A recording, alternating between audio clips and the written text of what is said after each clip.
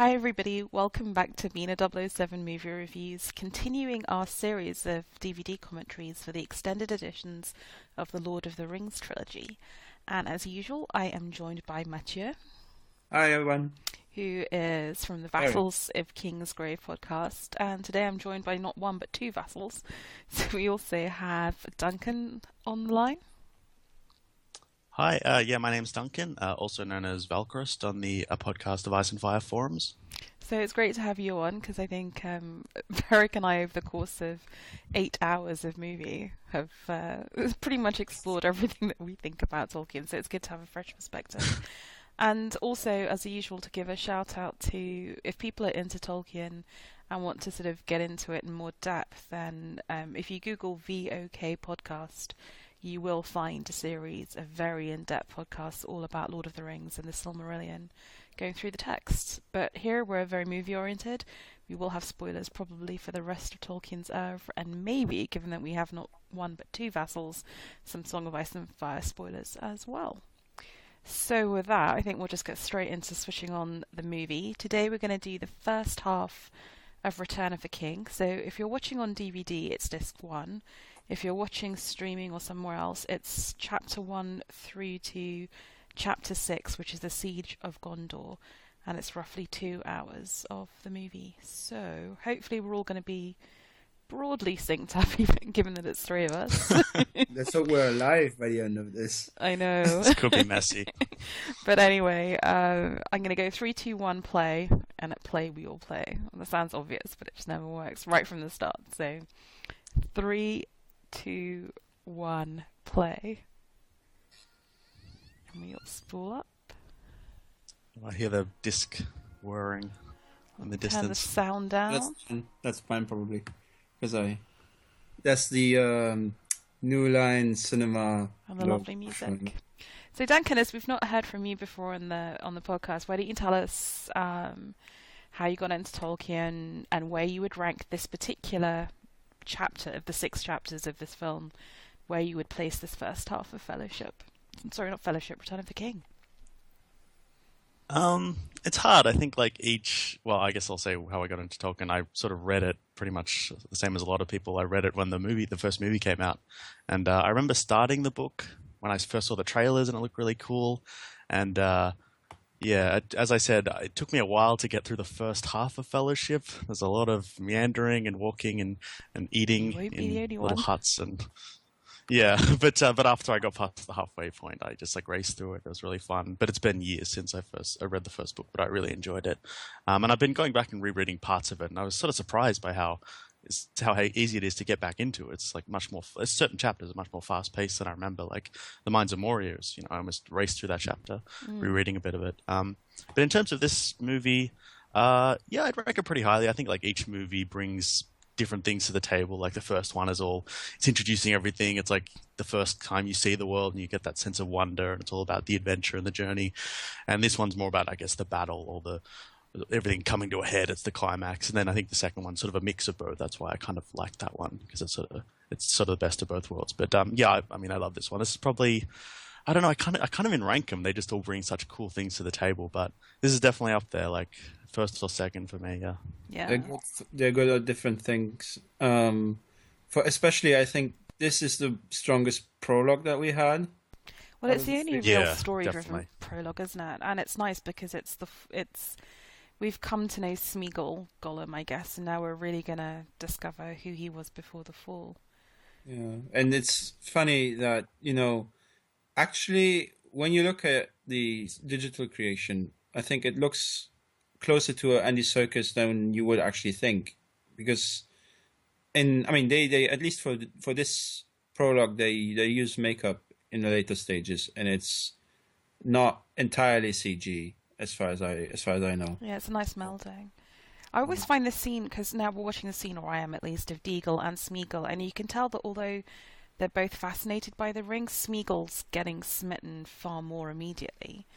And it always reminded me a little bit of Faramir and Boromir, where all men will fail eventually, but for some men it's just so immediate and powerful and overwhelming, and others seem to have a maybe more inbuilt resistance, because he goes from nice gentle hobbit to murderer within about 30 seconds, no? And I also And think part it's so sorry. Go ahead. Oh, well, sort of part of it is the fact that he doesn't have it, like Deagle has it, and he sees it in someone else's hand. That kind of, I guess, amplifies his need to grab it.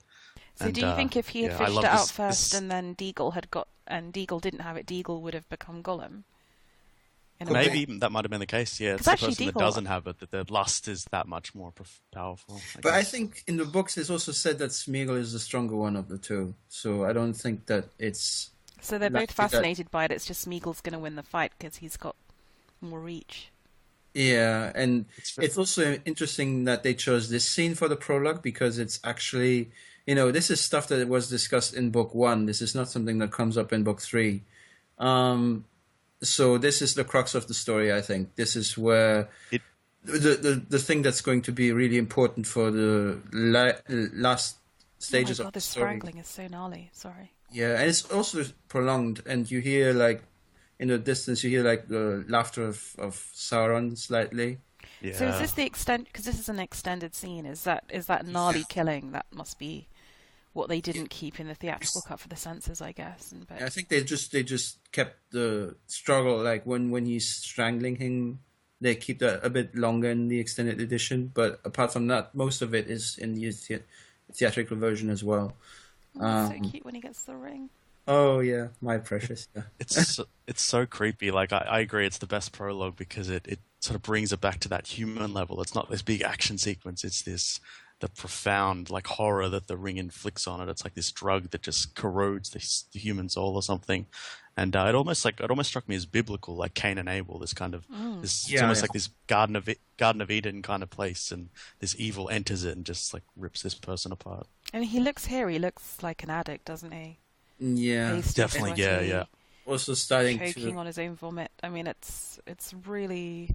trying to make It's the so dark, strange noises. I don't even know why he makes those noises in the book. Actually, why that's such a thing with him. I mean, does it change his, his? I mean, it changes his appearance. So obviously, it would have an impact also on his speech patterns. But I'm not exactly because he's the only one who does it as a person who has the ring for a longer time. So But he's had it for so much longer than everyone else. I don't think you can say that other people wouldn't have gotten to that point.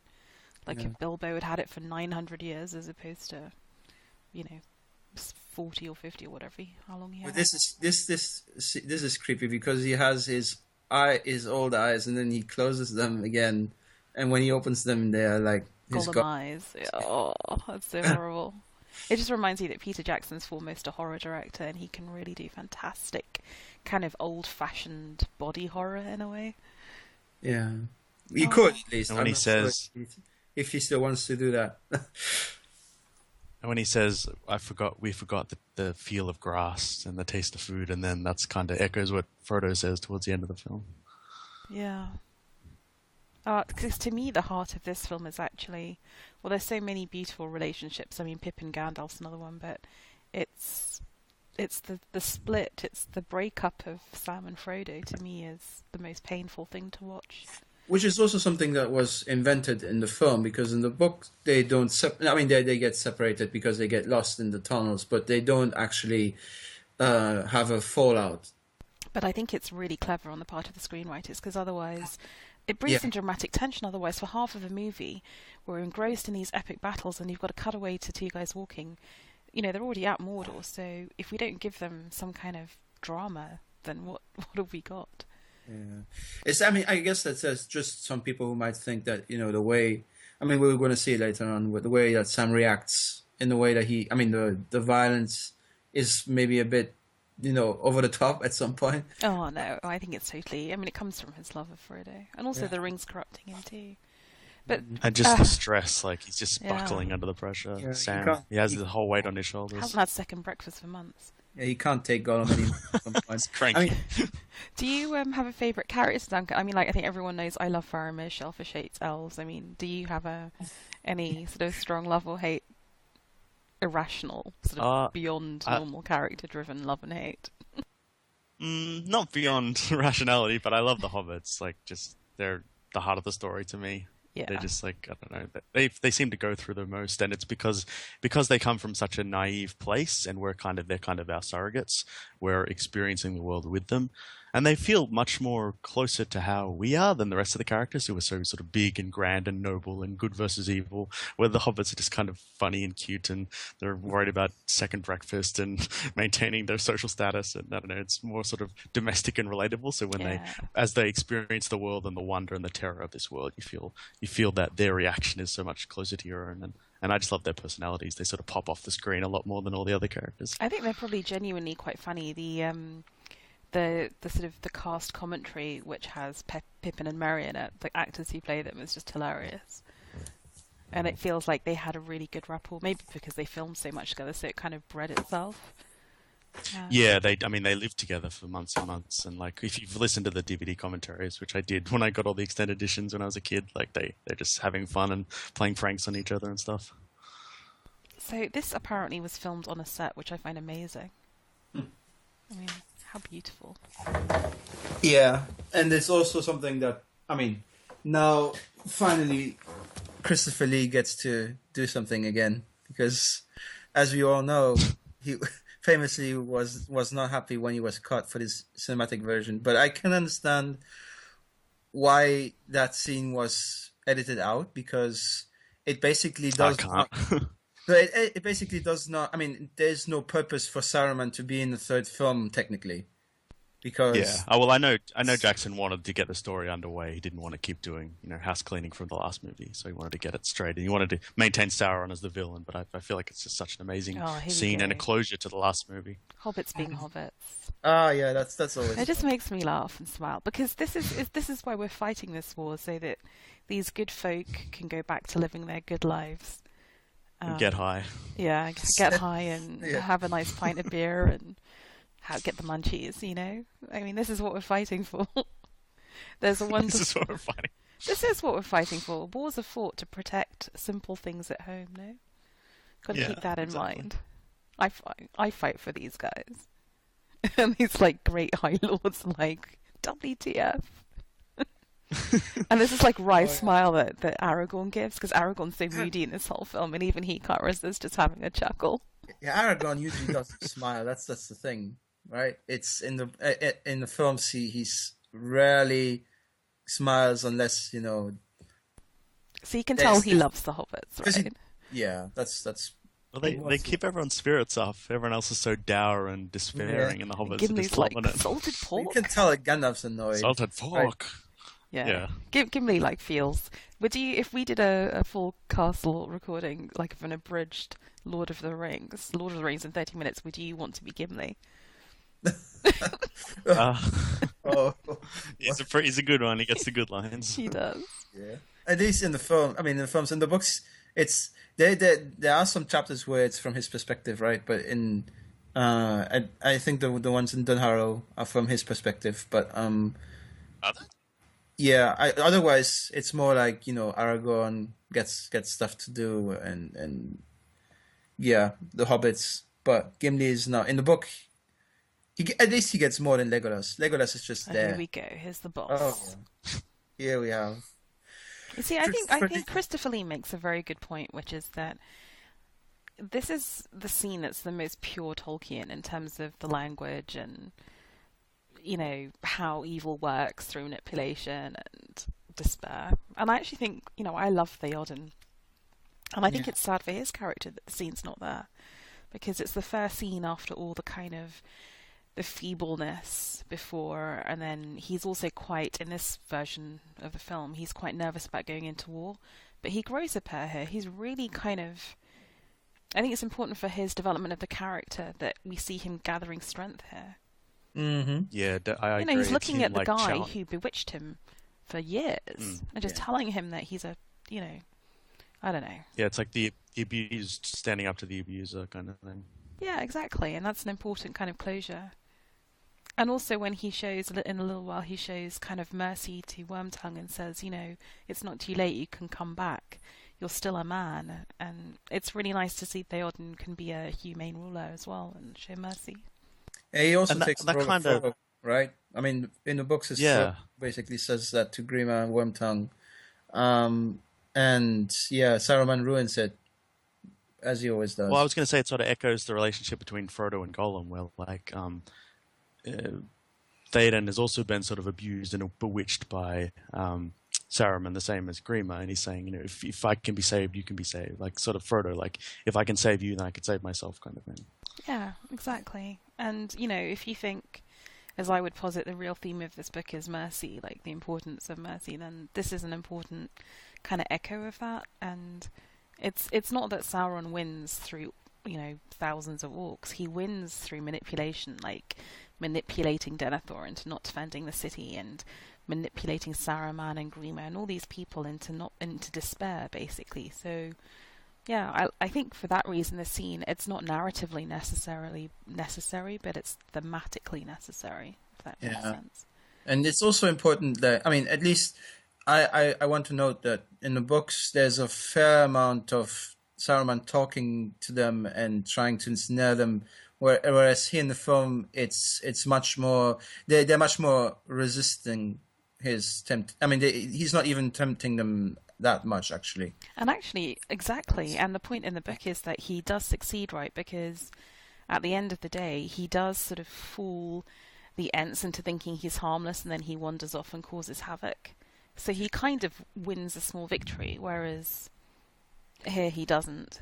And here he sort of, that's also something that Gimli, I mean, this is a reference to what Gimli says in the book, because he says, you know, if we go to his doorstep, we throw fire down on us and stuff like that. And here he literally does it, and it does nothing to Gandalf anyway. So it's, yeah, and his staff gets broken. So Come on, I feel Greener, that come that's an on. honest punishment. I mean, I think that there's no need for him to be kept in the tower at this point. I But find Grima just breaks my heart in this scene. yeah, He's like, I always think of him as a sort of, you know, an abused housewife who won't leave her alcoholic wife battering husband, even though yeah. she knows it's wrong to take it. In the book, he also, I mean, in the book, it's a bit different. I mean, it's a bit mixed because he's supposed to have eaten like, um, oh, Lothar Sackville Baggins, I think, Huh? right? The son of Lobelia. What Grima Yes. did? Yeah, I think that's what it is. Grima ate a hobbit. Yeah, because it's implied. I mean, Damn, Saruman I says forgot he has that. been hungering. That Grima has been hungry for a while now, and that they can't find him. They can't find the Hobbit actually, so that's why it's probably implied that he ate him.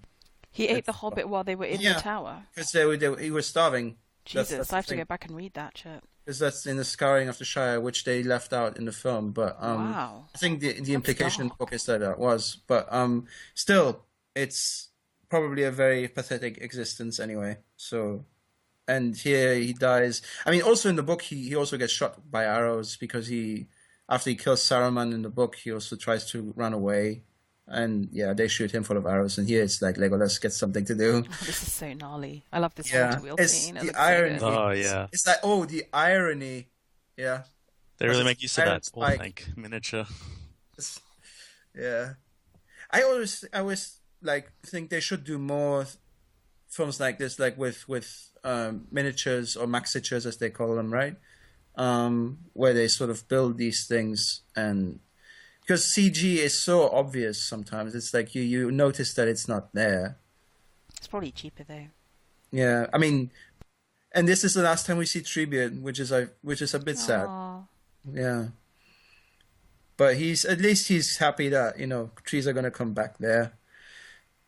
And And Pippin, I guess, but the Palantir doesn't have a power like the ring, doesn't it? Because I mean, it almost feels like Pippin's sort of attracted to it in some weird and evil way, but it's not like the ring. It's just because no, he's mischievous and he just wants to check it out, I think. yeah. But here I think in the books it's more like curiosity, right? I mean, I'm not sure that the object itself has this ability to Doesn't draw you it's to it. yeah. I think it's much more. I think it's perhaps more like his own curiosity. Maybe hobbits just like shiny objects. Yeah, They're just like magpies. away from If you any, go to a hobbit hole, you find lots of milk tops, bottle stay away tops, from Yeah. mystical objects. Just simply like that they've stolen. the Hilarious. Middle Earth is full of mystical objects. Just stay away from them. They're not any good whatsoever. Oh yeah, and here we have the feast. A little bit of extended edition stuff here too, a bit more world building. Yeah, and a bit more funny Gimli stuff. I love this setting. I think, Mhm. Tolkien always said that Rohan was his favorite people, and it's my favorite place too. I love Yeah. all this, like, just like behind the throne, like in the ceiling, all the arches, all that carving and stuff. Oh, Hmm. so Yeah, the detail's pretty. amazing. And Pretty. here Aragorn like lingers like because he's much more concerned than anyone else. Oh, And I had a question about Saruman.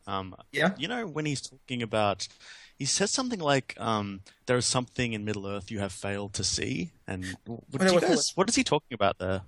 oh, he's talking about like, preparations that Sauron made, stuff like that, war preparations. But we just missed, Like the fact that he's already done deals with the people of the South Runs and the Easterlings and the Corsairs of Umbar are coming. yeah, that stuff. All right, Basically, okay, all that right, craziness. Like, what he's basically yep, saying is that you think you've defeated my army, but, like, there's a whole nother army, so biatch. sure. And Yeah. I also want to note that we missed the cameo by Howard Shaw. Did In we? Yeah, he was one of the guys laughing as they were starting the drinking contest. Oh, okay. I'll have to go back Yeah, and look at that. it's like, Oh, she's you in always love have. with him and he's not in love with her. Oh yeah, it's like, but it's still like love triangles are really hard to do, and this is one that actually works. And the So dad's all like Asian mom and like, oh, I'm very yeah, happy. I approve.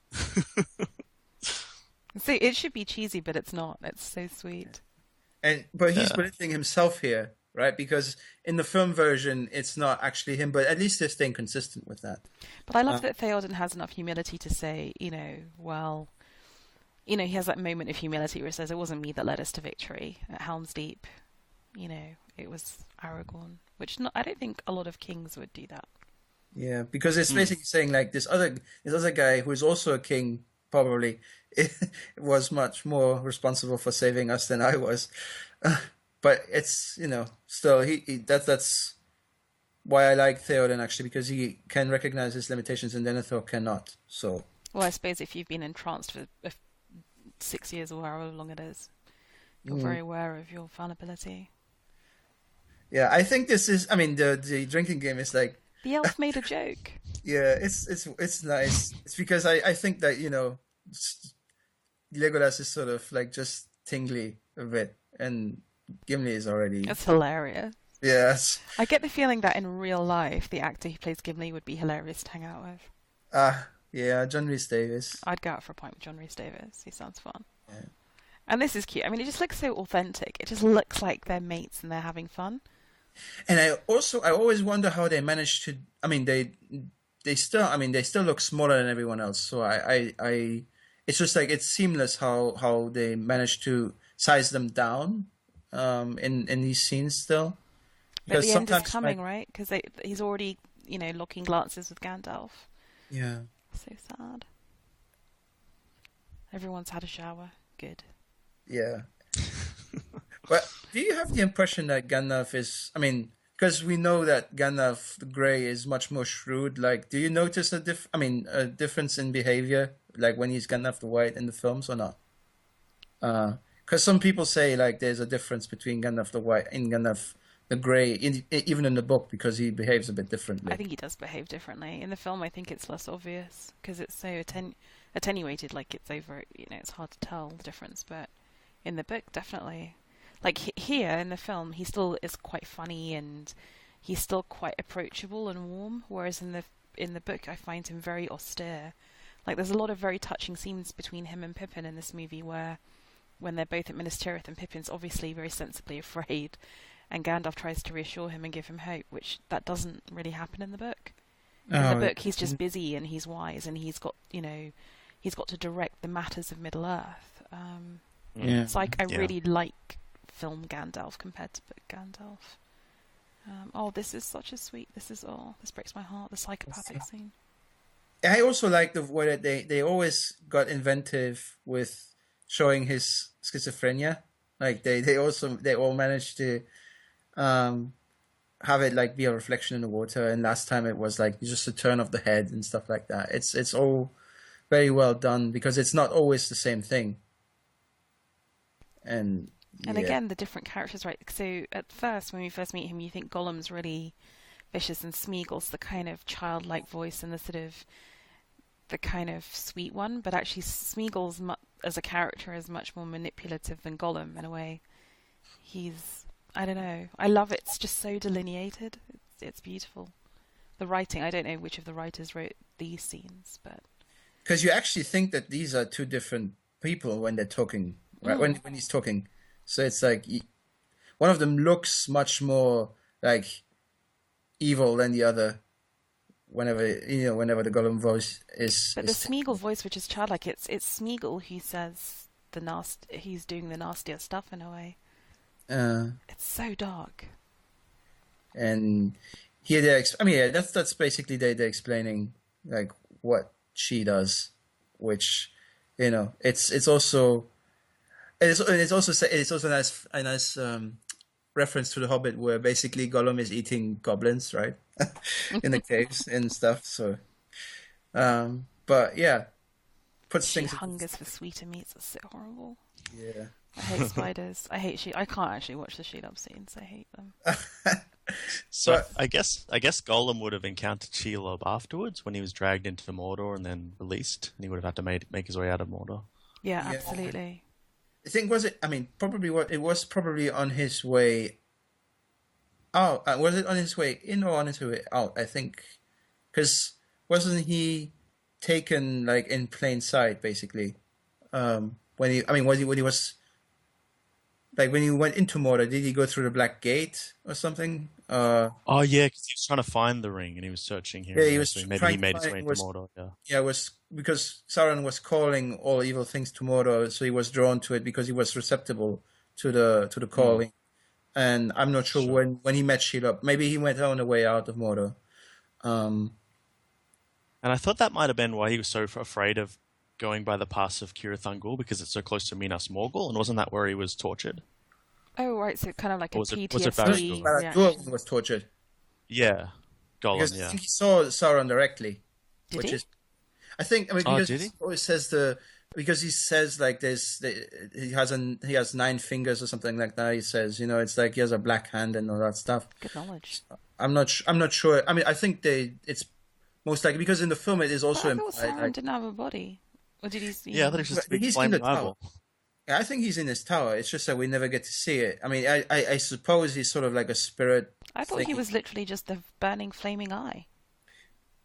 I think that's a sort of an external manifestation. I'm not even sure that that's his body. It's probably just like it's like a projection or something of his will. But I don't think that it's actually just his body. Okay, like this is gonna sound a bit petty, but do you not think that Helm's Deep is like it's like a castle, right? Do you not think they have spare rooms?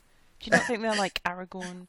You just Well, saved our asses. Have this a is bed. Edoras, isn't it? This is Edoras, isn't it? Yeah, but wouldn't you just be like, okay, so it's Edoras, but it's like a castle. It's their palace Yeah, of because these Eowyn got the people. whole hall to herself, right? Because But do you not think Eowyn has a bedroom? Do you not think Theoden's like, dude, you just saved my people. Here, take my bed for the night.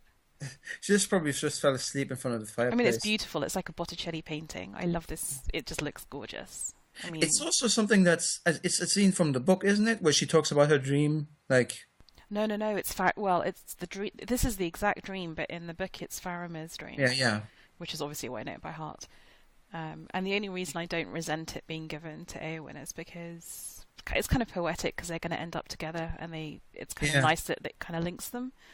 But it's actually Tolkien's dream that he had repeatedly, and because Faramir was his favourite character, who kind of thought exactly as he did, he gave it to Faramir in the book, Oh, okay. and then the Yeah, writers here have given it to Eowyn. So makes me a bit more.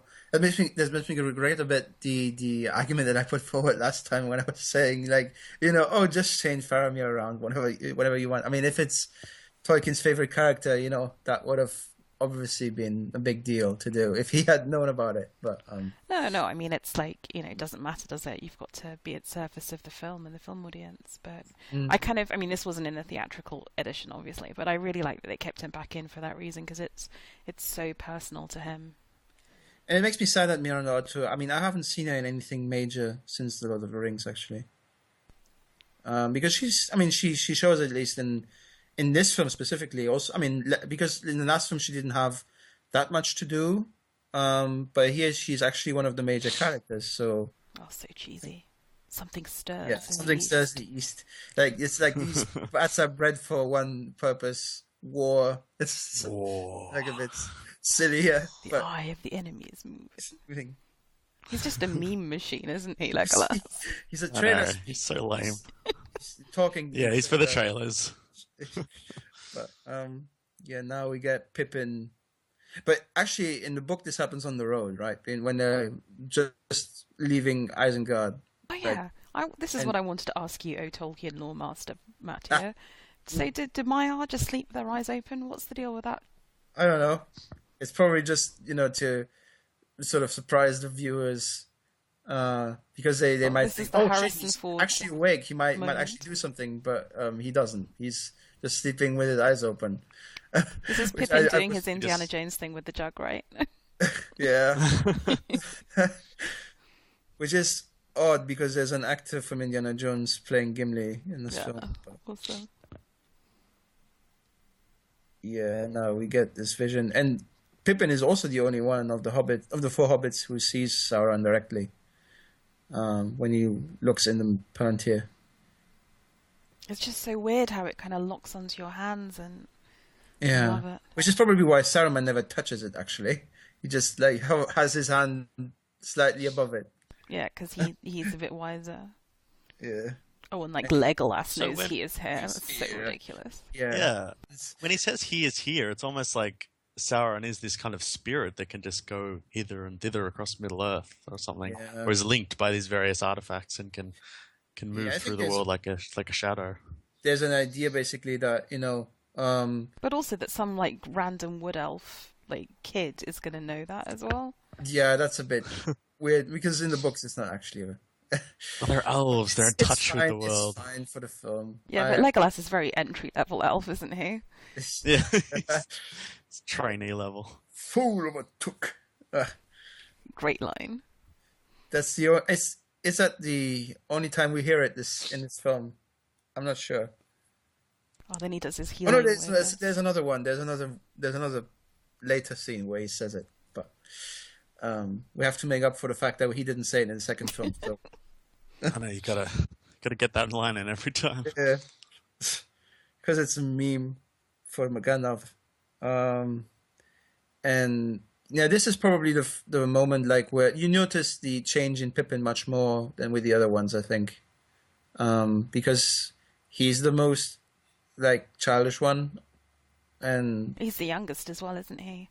yeah, I just and think He's it's the really most sad. happy-go-lucky. Sorry.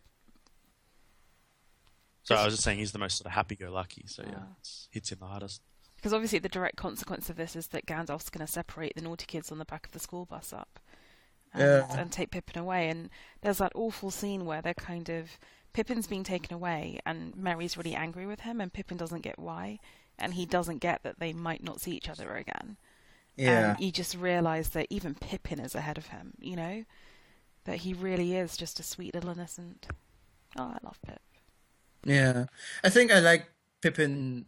I mean, as the I mean, in the films at least, I think Pippin, aside from Sam, is one of my favorites because the actor makes him different from the. I mean, they're all played very differently from each other. Yeah, the they're thing. very... Yeah. They're not the same character. It's not like the dwarves and the Hobbit, which start to merge into one. Yeah, and that's probably also why the hobbits in the animated version of the Lord of the Rings were not like that good actually, because they're all just very interchangeable, I think. And here we have, I mean, this is a change also from the book, because in the book they notice that there's a Nazgul coming to knock on Saruman's door, right? And he's going to find out that this Palantir is not there anymore. But here in the Who stole my Palantir? yes, but it's not his Palantir, so who cares? But Oh, this is Theoden being all like ballsy, like I'm not going to go ride to help Gondor. yeah, Snap because fingers. he made that point in the last film, so he has to make it his. Which and- kind of annoys me, but it's fine because it sets up that brilliant line later where it's like, Gondor calls, and it's like, and Rohan shall answer. Oh, love that bit. Yeah. It's a big And raw. it sets up the kind of fracturing of the old alliances and the idea that men are all united and that's fallen apart, and Yeah. Well, random dog has to in be the hall. resurrected. Yeah, and I will not be going alone. So yeah, this scene just breaks my heart. It really does. Yeah, because you know, because Merry, because they end up, Merry doesn't make up with him. They go to war, and they may never make it up with each other. That's the thing. They haven't been. I mean, they haven't been angry at each other at all until now. And it's like this is the first time Merry is a bit, pissed off. He still gives him the last of his tobacco, so he's not that upset. Yeah. But it's more like he's chastising him, like, don't you get it? Don't you get how serious this is? Like, he's angry because he knows that Pip's a bit of a fool and he needs to take care of him, and now he won't be able to. And because Merry's just awesome and badass, he's like, he doesn't trust that Gandalf will do as good a job of it as he will, maybe. I never understood, like, also in the book, like, why can't Merry just go with him? Like, it's because the plot dictates it, or is it, Well, because I think it's just practically because Gandalf's going on his own and can only put one hobbit on the back of his horse. Yeah, no, that's true. But I think he needs to separate them because he thinks Sauron thinks that Pippin has the ring, so he needs to separate them, or he puts everyone in danger. Yeah. No, that's true. Yeah. But so sad. Oh yeah. Yeah, I don't know. It's just heartbreaking. Beautiful horses, eh? Yeah. The music kicks in. I'm really hoping I'm going to the Auckland, the place near Auckland at Easter for a day, and I haven't really done much research on what's there, but I hope this Edoras scene is there, because otherwise I'll be really upset. If it's just like Hobbiton, I'll be quite sad. And this is, I think, also an extended... it was filmed in the South Island, but I think Hobbit is in the north. Aww. Aww. Wait, where are you guys up to? Aragorn comforting. Oh yeah, that's right. Yeah. Okay. Merry, yeah. There's a little slot for Merry to poke his head up. Yeah.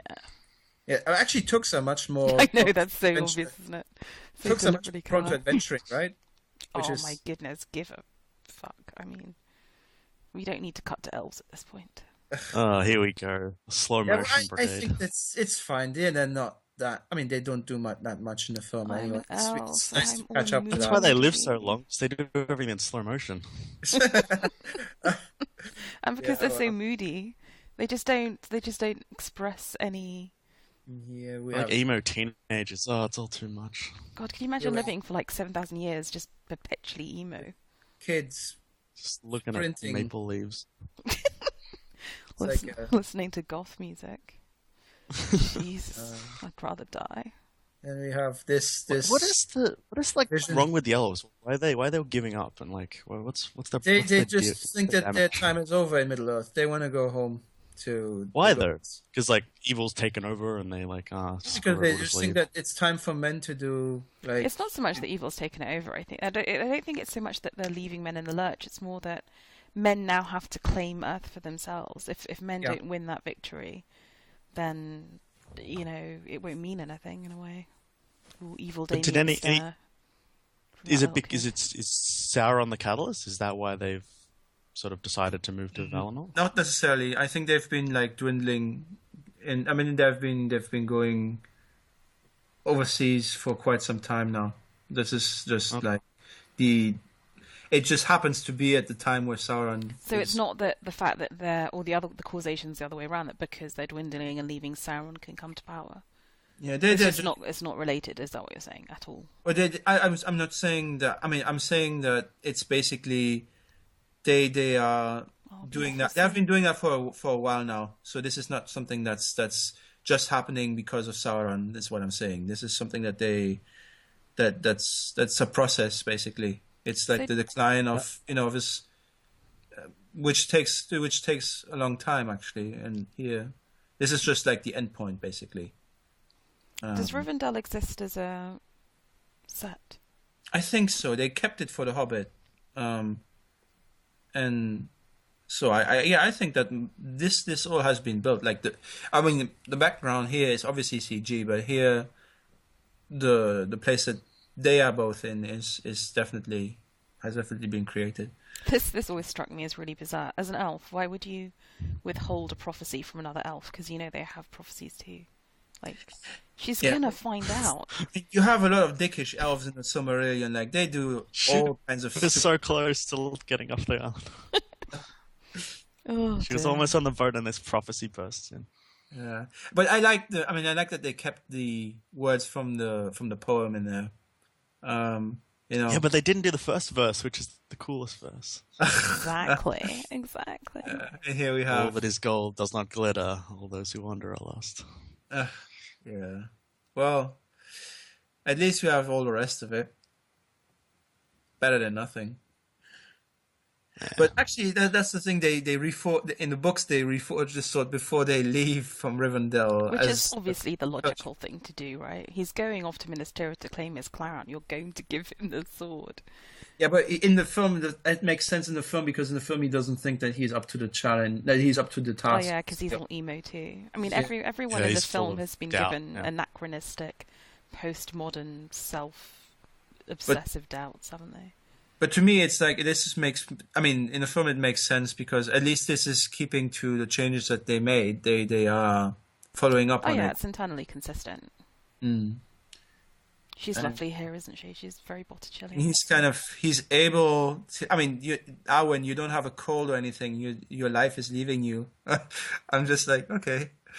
I mean, he doesn't. I mean, I'm always surprised how he manages to know all this, but Well, and- I mean, he is Elrond, right? I mean, he's Yeah. like, badass.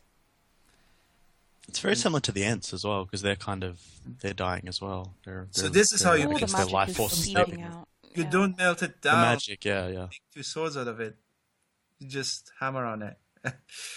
It's like because I think that. But isn't that how you reforge a sword? Yeah, this is how you forge a sword. But in season 4, I mean, I know of Game of Thrones, people were complaining that at the beginning when Tywin reforges ice, that they sort of melt it down and Oh put it Jesus through- Christ! I mean, I'm not assuming HBO is the authority on how to reforge a sword. No, but it was it's funny a Conan 'cause- reference actually. It was a reference to Conan because in the beginning of Conan the Barbarian, they also have a sword forging scene, which is why they were referencing it. But yeah, this was how I think this is closer to how you forge a sword, basically. Just so you know, listeners. In case you ever need to reforge a sword. Yeah. And here we have lovely Minas Tirith for the first time that we see it in all its glory. Yeah, I love this. We're It's getting so a austere and what? barren. The Right white through all citadel the streets. rising from the hill. Does it ever make you think, like, how cool must Osgiliath have once looked? Because, I mean, Osgiliath's kind of like the capital, isn't it? This is just a sort of backup fort. Yeah, but now it's a piece of rubble, so it's not that impressive anymore. But it must have been better than this at some point, right? I Or mean, not? I don't think it was bigger. If that's what you mean. Like, I can't imagine that the Skillet was bigger than Minas Tirith in a way, because this is Yeah. like 7 Or levels. higher. Yeah, Wait. not taller, but just grander in a way. Could have been more beautiful. I mean, probably was more beautiful, but I don't see how, because I mean the city here, Minas Tirith, has been like reinforced. The outer walls are basically made of. So I mean, there's dark stone. I'm not even sure that it can be damaged. It's all made of white stone, in case you were wondering who the good guys were. Yeah. Well, It's not always the case. The stormtroopers have white. yeah. Are white. And white is That's death. true. White is actually the color of evil in Chinese mythology, or was it Japanese mythology? I'm not Same sure. for Yeah, Indians, that's why they don't actually. have- When we go to funerals, we wear white, not black. Ah, yeah. That's why they don't have white dishwashers and washing machine, because it's associated with death. And here we have the lovely hall, which I always find like really impressive. Like this is exactly how I pictured it in the book. It's just so austere. And this poor chap who just gets to sit on this petty chair at the side of the throne for centuries. Just like emphasizing the fact that he's not the king. Yeah. To me, he's the Do you King guys Lear. think? Yeah. Do you guys think that Minas Tirith is like weirdly empty compared to Rohan? Because like we don't really get that many Gondorian characters to sort of root for their city. Because we get lots from the But Rohirrim, isn't we that get the kind of the peasants, point, and that they've fallen into pride and grown too conscious of, their own grandeur, and just haven't been getting down to making babies? There is a line in the book, Yeah. isn't there? They've just let the population fall away, so Well, in it's the only book, meant to be at there's 20% occupancy or something. well, in the book we got I Barad, think the sort of which we don't the get idea into. of the father. Sorry. I think the idea of the father burying the son, that kind of echoes what Theoden goes for, like the old linger and these empty holes and the young perish. But it's sort of like, because you've got to sort of root for Minas Tirith, because this is the big city that they're defending in this whole movie. But we don't really get a lot from the Gondorians. It's mostly just sort of anonymous like guards that Gandalf is sort of standing next to and telling But I them always to have felt that in the book courage. as well. I always felt Yeah, that in the book, yeah. that you never felt in Rohan there are small characters who maybe come in and report what's happening in the outfields, or sort of little kids who, and you feel them as characters. Yeah, in Here the there's book, nobody. in the book you get Imrahil and Baragond. In the film you don't get those characters, but that's because they Yeah, don't but fit. Imrahil, even in the books, is really shady. I mean, you just always hear people, referring to the Prince of Dol Amroth, like, "Ooh, the Swan Prince," whatever, and like Yeah. it's just he never felt real to me. He was just some sort of character from a ballet that does never Like a marble appear. statue. Yeah, Also But I mean, think, Pippin does kind of hang out with this little kid, doesn't he, in Gondor? So you Yeah, get a yeah. bit more of those Who's sort of Baragond's son, everyday actually. people. But in the, I think because I have the concept art of the films, there was at some point the idea of maybe they wanted to do the Knights of Dol Amroth, but they dropped it because you would have to introduce them and explain everything and stuff like that. It's just it's distracting from something in a way, because this is not it doesn't contribute much more to the conflict than there's already there. So it's like you have Faramir, you have Denethor, you have Gandalf, Yeah. Pippin, and all of these characters. Basically, you should be able to care about Minas Tirith at this point. yeah, and you don't care about the Prince of Dol Amroth even in the books. John Noble is so brilliantly evil in this. Yeah, which is Nuts. odd because in Fringe he's totally fun. Yeah. Um, To But- me, he's just this wonderful, noble steward. He just made this one Shakespearean tragic error, which was to look into the Palantir, and then it's corrupting. in the film, though, he hasn't used the Palantir. Basically, in the film, we don't get this part of the character in the end. Which Well, it's to sort of me, hinted I at. thought he had. I yeah, thought it's that was it's hinted because at. he's just said to Gandalf, do you think the eyes of the White Tower are blind? No, of course, but in the book, he actually, when he dies, he has he gets the Palantir and burns with it. Yeah, on but the I mean, I think here it's steps. pretty obvious he has been there using you it. get the explanation. Here is just sort of alluded to. Oh, do you and- not think people would? I think people would realize. They wouldn't would they? realize, obviously, but Oh, hey. it would have been nice to have that last scene in there as well with the Palantir. I think because it's that- hinted at when he says, I've seen more than you know, and we know that Yeah. Saruman has the Palantir, so maybe he's been whispering things. And So what's the shittiest It's implied, job but I guess we don't see it. in Middle Earth? Is it to guard the dead tree, Yeah. or is it to sit on top of the mountain waiting for the day when the Well, the shittiest job is to fight. when the fires are lit and you have to then light the beacon? Yeah, I think the shittiest job is to fight. That's worse.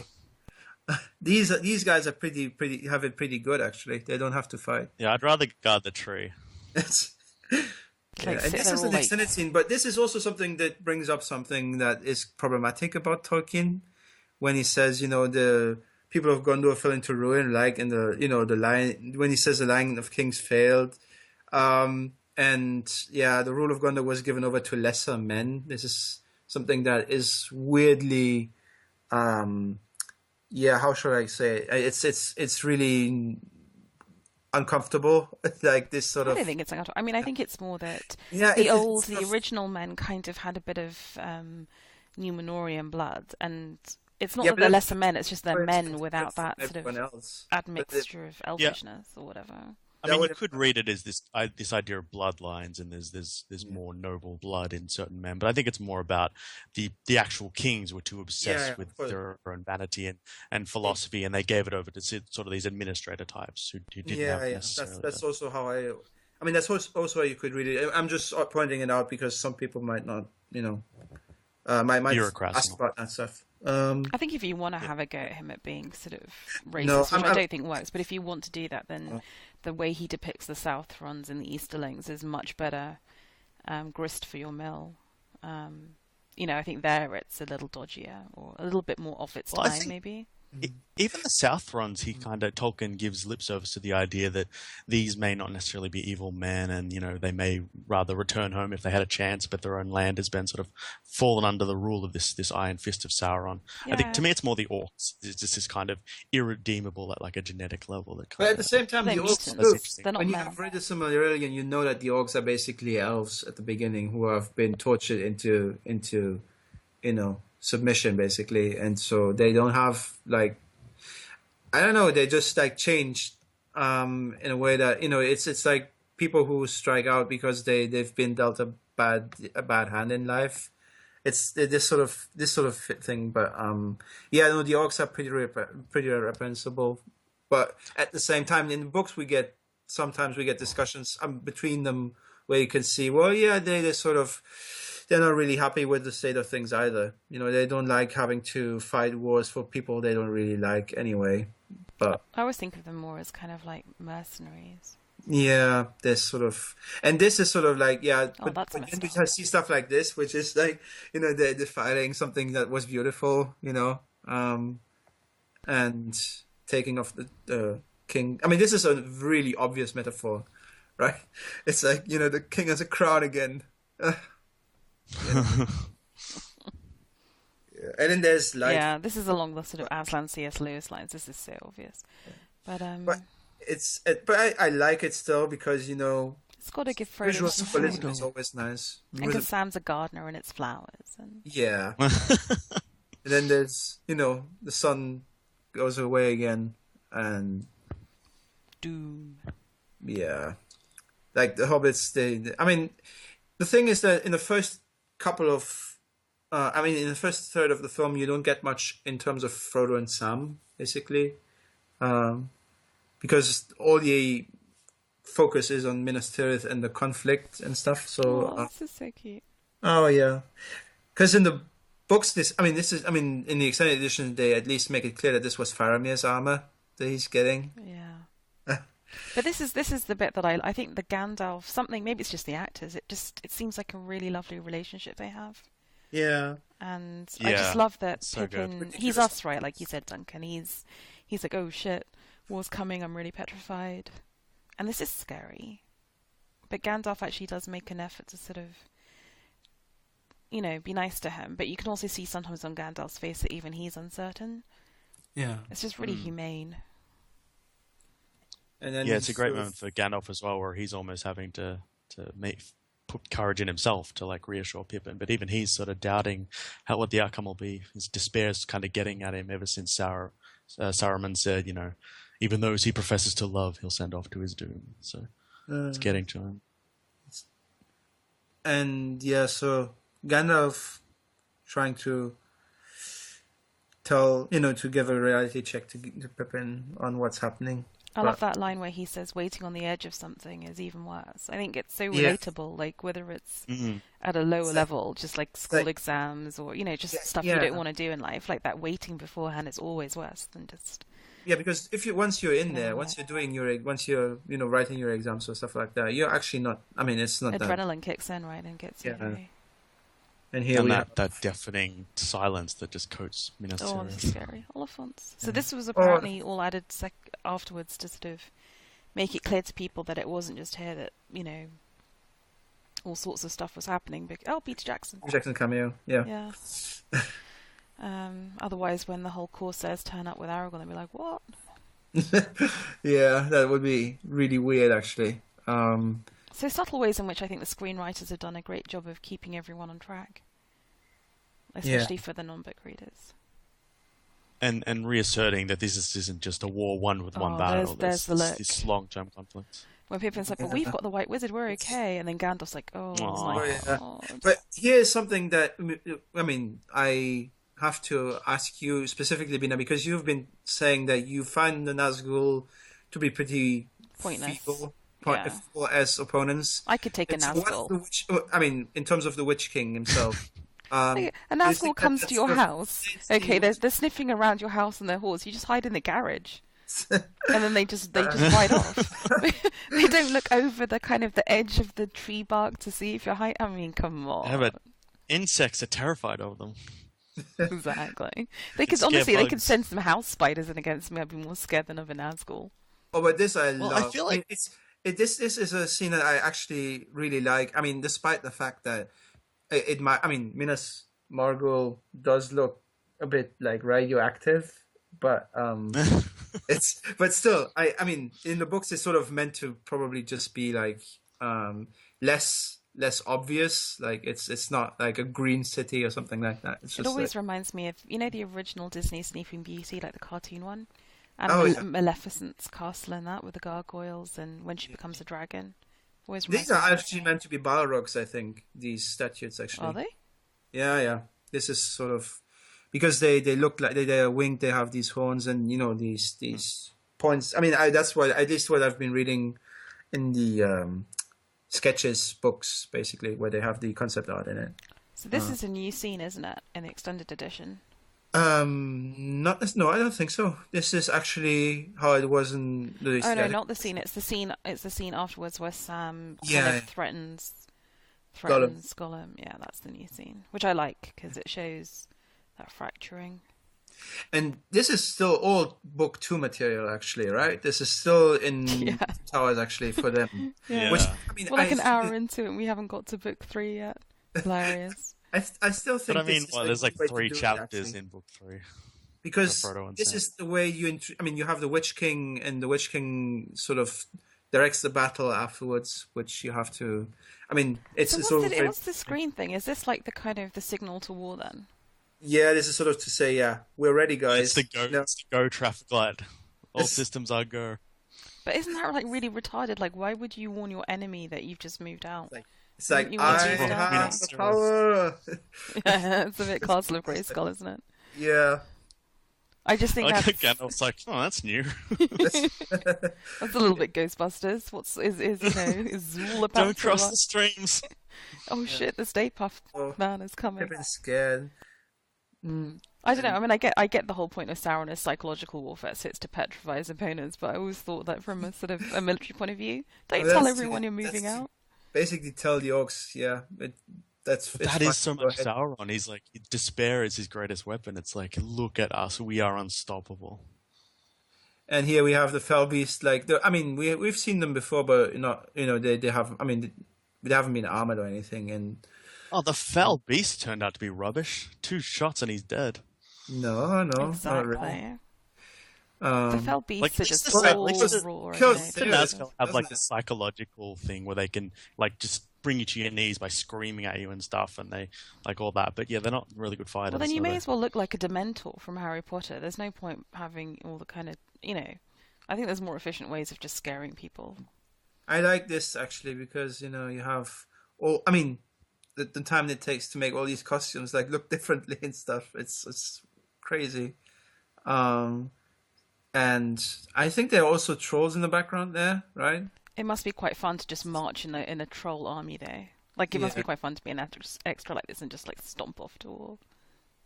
Yeah, I love these shots of the Minas Morgul emptying and all the jagged spears. I love this. As a kid, it was so cool. In the book, the Witch King rides a horse at this point here. He doesn't have. He exchanges it for a Yeah, fell because beast a later on, horse right? is more useful militarily than a freaking Nazgul. Yes. What? I think No, it isn't. no, Of course it isn't. is. Of course it is. A horse was the primary mode of military transport from the time of from basically the Greek, like 3000 BC to about 1600 AD. Well, As if Dario they had would- access to pterodactyls, they would use those. As, They would as use- Dario would say, like horses are faster than man, but horses are also dumber than man. That'd So, be hilarious, wouldn't it? The whole of the Battle of Waterloo on pterodactyls. Brilliant.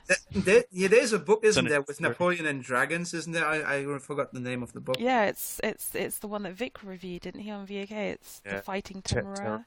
So, Temeraire, yeah. Oh yeah. Why doesn't that get made into a film? Expense. I don't know. And here we had Sam threatening Gollum, but Gollum doesn't really have any reason to complain because he knows that he actually wants to do something to the hobbits Also, anyway. it's playing into Gollum's hands because Yeah. Gollum knows he wants to stir up shit. So Yeah. it's so high school.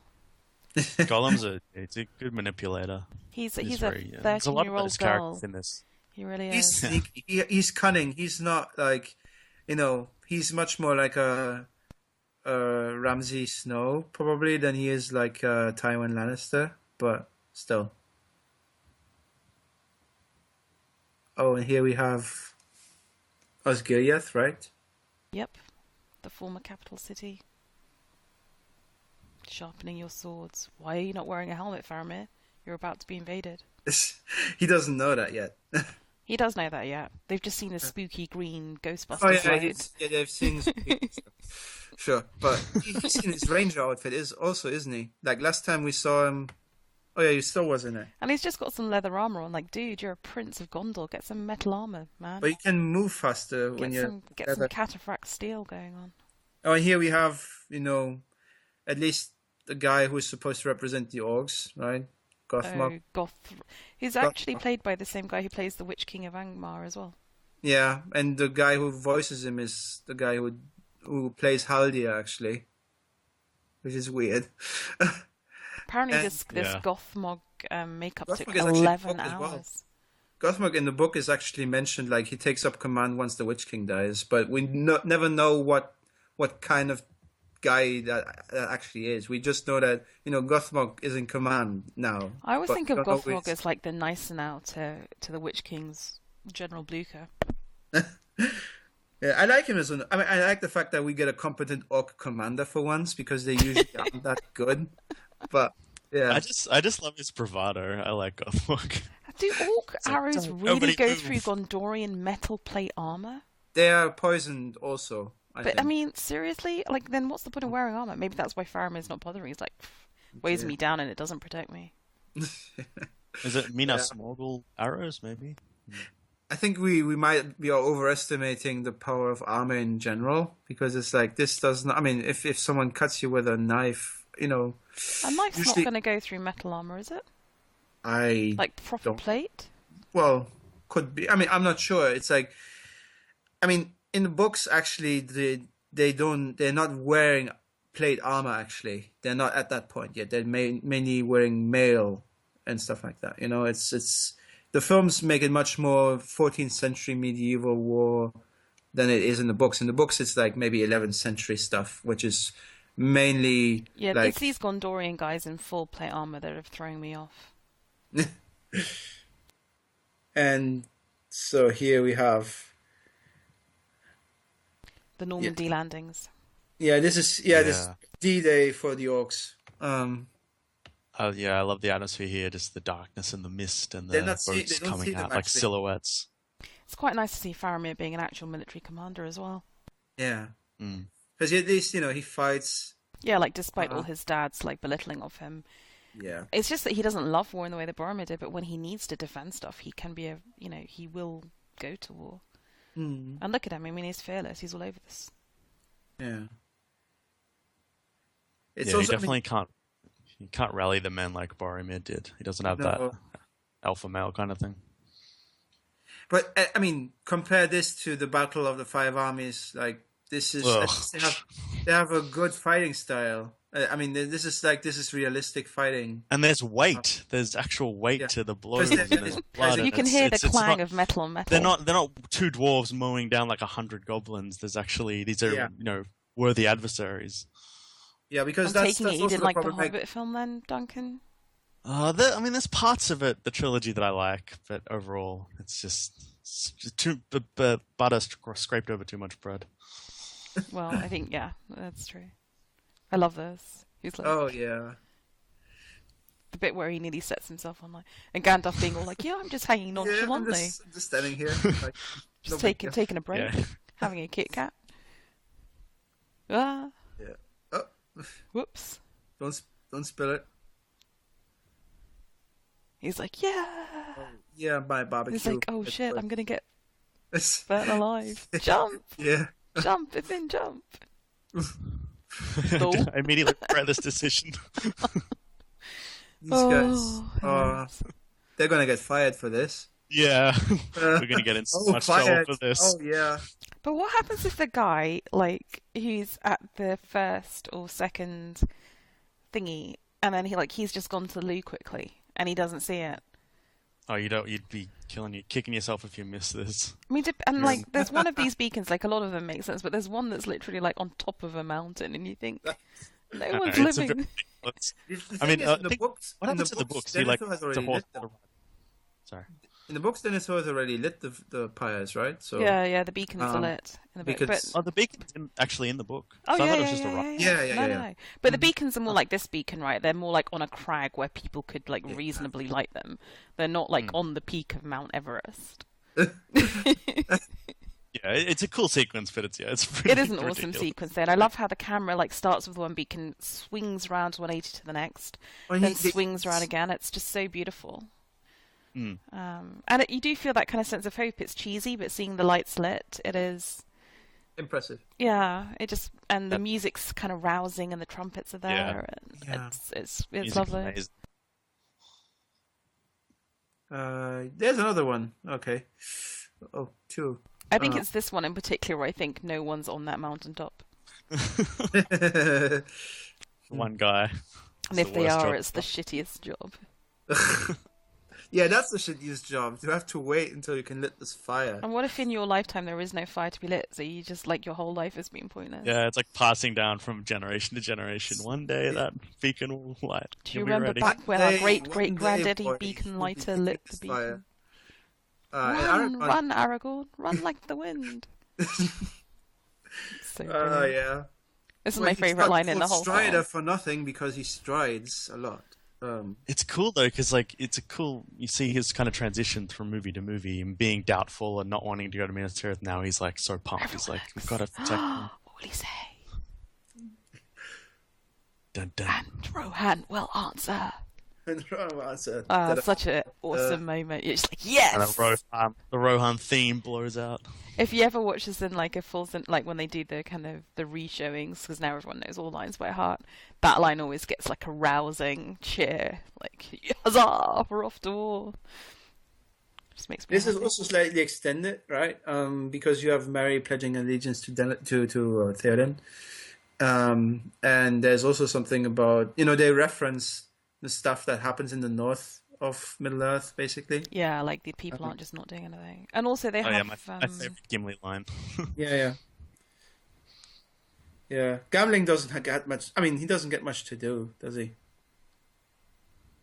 Oh, here we go. She's riding off to war. And he notices her sword. That's private. Like, don't touch my sword.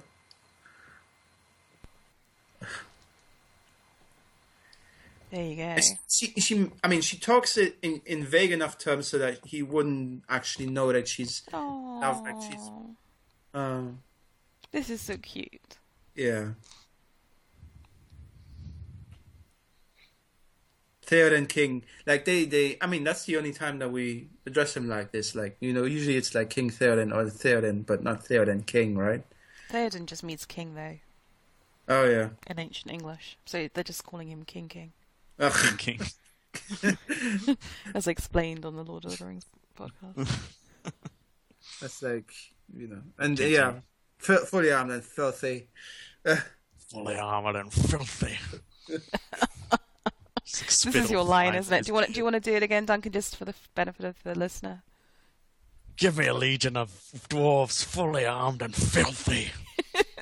And I Oh, also hilarious. like Spittle that exploding from his beard.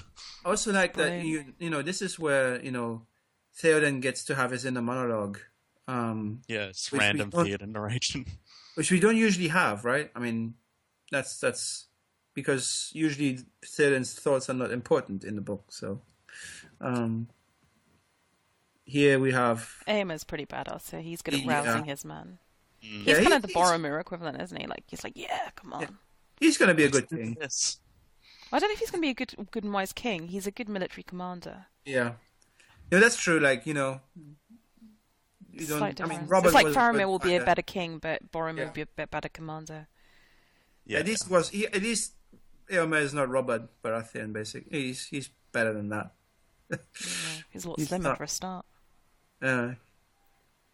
And my brother had a problem with the fact that the orcs are so strong here, basically. Why wouldn't orcs That's be what strong? you want. You want No, orcs because to be it's- strong and terrifying. No, but he says like they're too strong, basically, because in the other films, like the orcs, you have the Uruk-hai who are basically super strong and stuff, but the orcs are basically a bit pathetic. Whereas here they are basically like stronger than all of them. I guess these are like the orc SEAL teams. Yeah. And yeah, you hit an Nazgul, which is actually which is actually funny because when they were filming it, and that's in the commentary, they said there was a jet flying overhead at this point. Ah, Yeah, that's cool. sort of a plane flying, while they were filming this scene, and so they had an Nazgul. Air raid. Yeah. Yeah, they've got like Sauron has been working on some technology. Yeah. Well, maybe definitely hit the the Nazgul Industrial are meant to be the analogy of modern day planes. I don't know.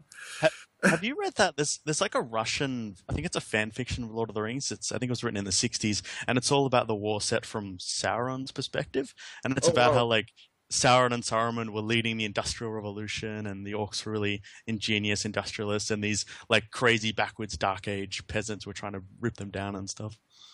Oh yeah. all about, like- I haven't read it, but it sounds interesting.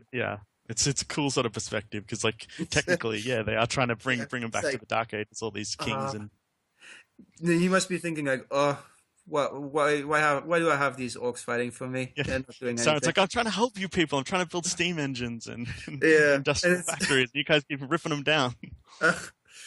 And Trying to this bring is one of the jobs. I'm trying to urbanize you. I'm trying to bring jobs to Middle Earth. This is one of the best moments in the film, actually, where Yeah. Gandalf rides out on Shadowfax, and With his yeah, big this is a torch pretty light. hopeless situation. I'm just wondering, like, because orcs generally don't seem to be getting along really well. So what happens if they win? Like, at some point they're gonna self-destruct as well, right? Because once Sauron has won, he has no need for the orcs anyway. So what? He's gonna kill them off probably. I don't think so. Orcs are all his population, isn't it? That's Yeah, everything. they're good. They populate like crazy, but still, they kill each other. Like when when different tribes get together, they don't behave like really well towards each other. Yeah, but that might be because they're so, homeless and downbeaten. Like I don't think do the orcs in Moria, are they killing each other? They have sort of because I'm just wondering, like, because if you, I know that Tolkien hates analogies, but if you take it as if you take Sauron as an analogy for the totalitarian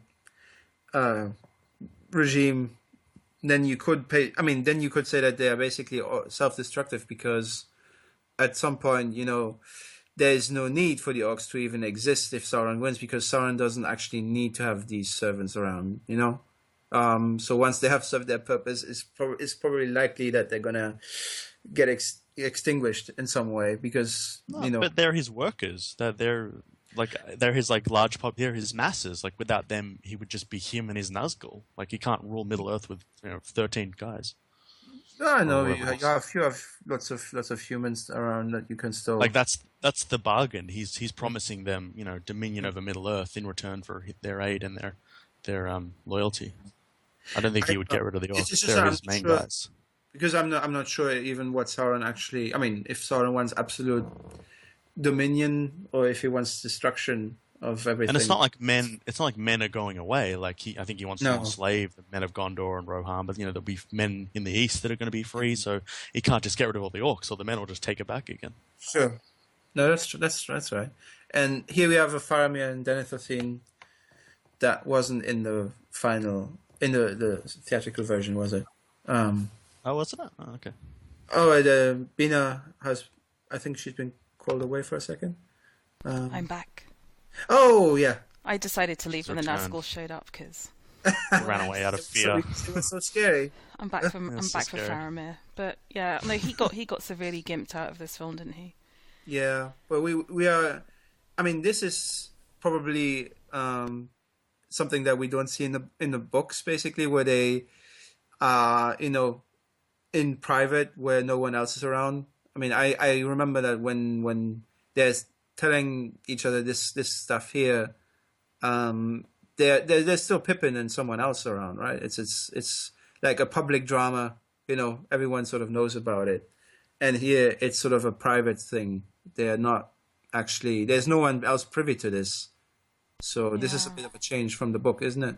But I think it's important because it brings out explicitly to the non-book reading viewer a little bit of the source of the antagonism. Like some say it's that he looked like the mothers. I think partly it's because, I think I think Denethor is jealous of Gandalf's wisdom and power.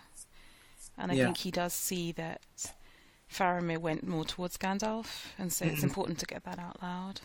Yeah, that's true. He feels betrayed by his son. And it's a chance for Faramir, who otherwise comes across as quite weedy in the film version, to be able to tell his father, no, you've got it wrong, and to really give him the truth of his understanding that Boromir was corrupt and wouldn't have given it to the father, even if that was his initial intention. And this is sort of like, this is a scene where at least that you can see that Denethor is actually really sad when he doesn't... he's not just an asshole. He's like really... Oh no, if Denethor was just an arsehole, if he was just a douchebag, this wouldn't be tragic. The point is he was... At one point, he's a good steward and he's a father, and then he does this thing and becomes corrupt, and he does love Boromir. I mean, that's genuine love, it's not evil. He's not through and through evil in the way that kind of with Saruman you feel kind of like there's no redeeming qualities. Yeah. Yeah, he's ruined by grief and fear and despair. You can see the world falling down around him, and he sees no hope left. And it echoes what Theoden was going through before Gandalf rescued him. I mean, I've said it before, but I think it's literally the Catholic sinner's simony, which is the sin of despair. It's the sin of putting yourself distant from God, aka hope. So, you can. I don't think Tolkien writes explicitly as a Catholic, but I think there's definitely that theme going through. And not being able to see a future, Their children are dying and the old men linger. It's this idea that all the races that we see in Middle-earth, they keep saying this is the end. This is the end of our time. The elves are leaving, men seeing their great kingdoms falling into ruin and being overrun by orcs. I mean, even the joke about the Entwives, right? I mean, but that's still it's still a magical race that is no longer going to exist. They see no future for themselves, so why go on? And here we had the scene where basically Gollum had to use some self-restraint, right? Because does he hate poor Smeagol? Oh yeah. And yeah, this is sort of. I mean, I like this addition to in the films, because this is not actually in the books, but you would think that this was something that Gollum would likely do. Because it's just like, he has to make sure that Frodo is isolated from Sam in a way, and it's much better if it's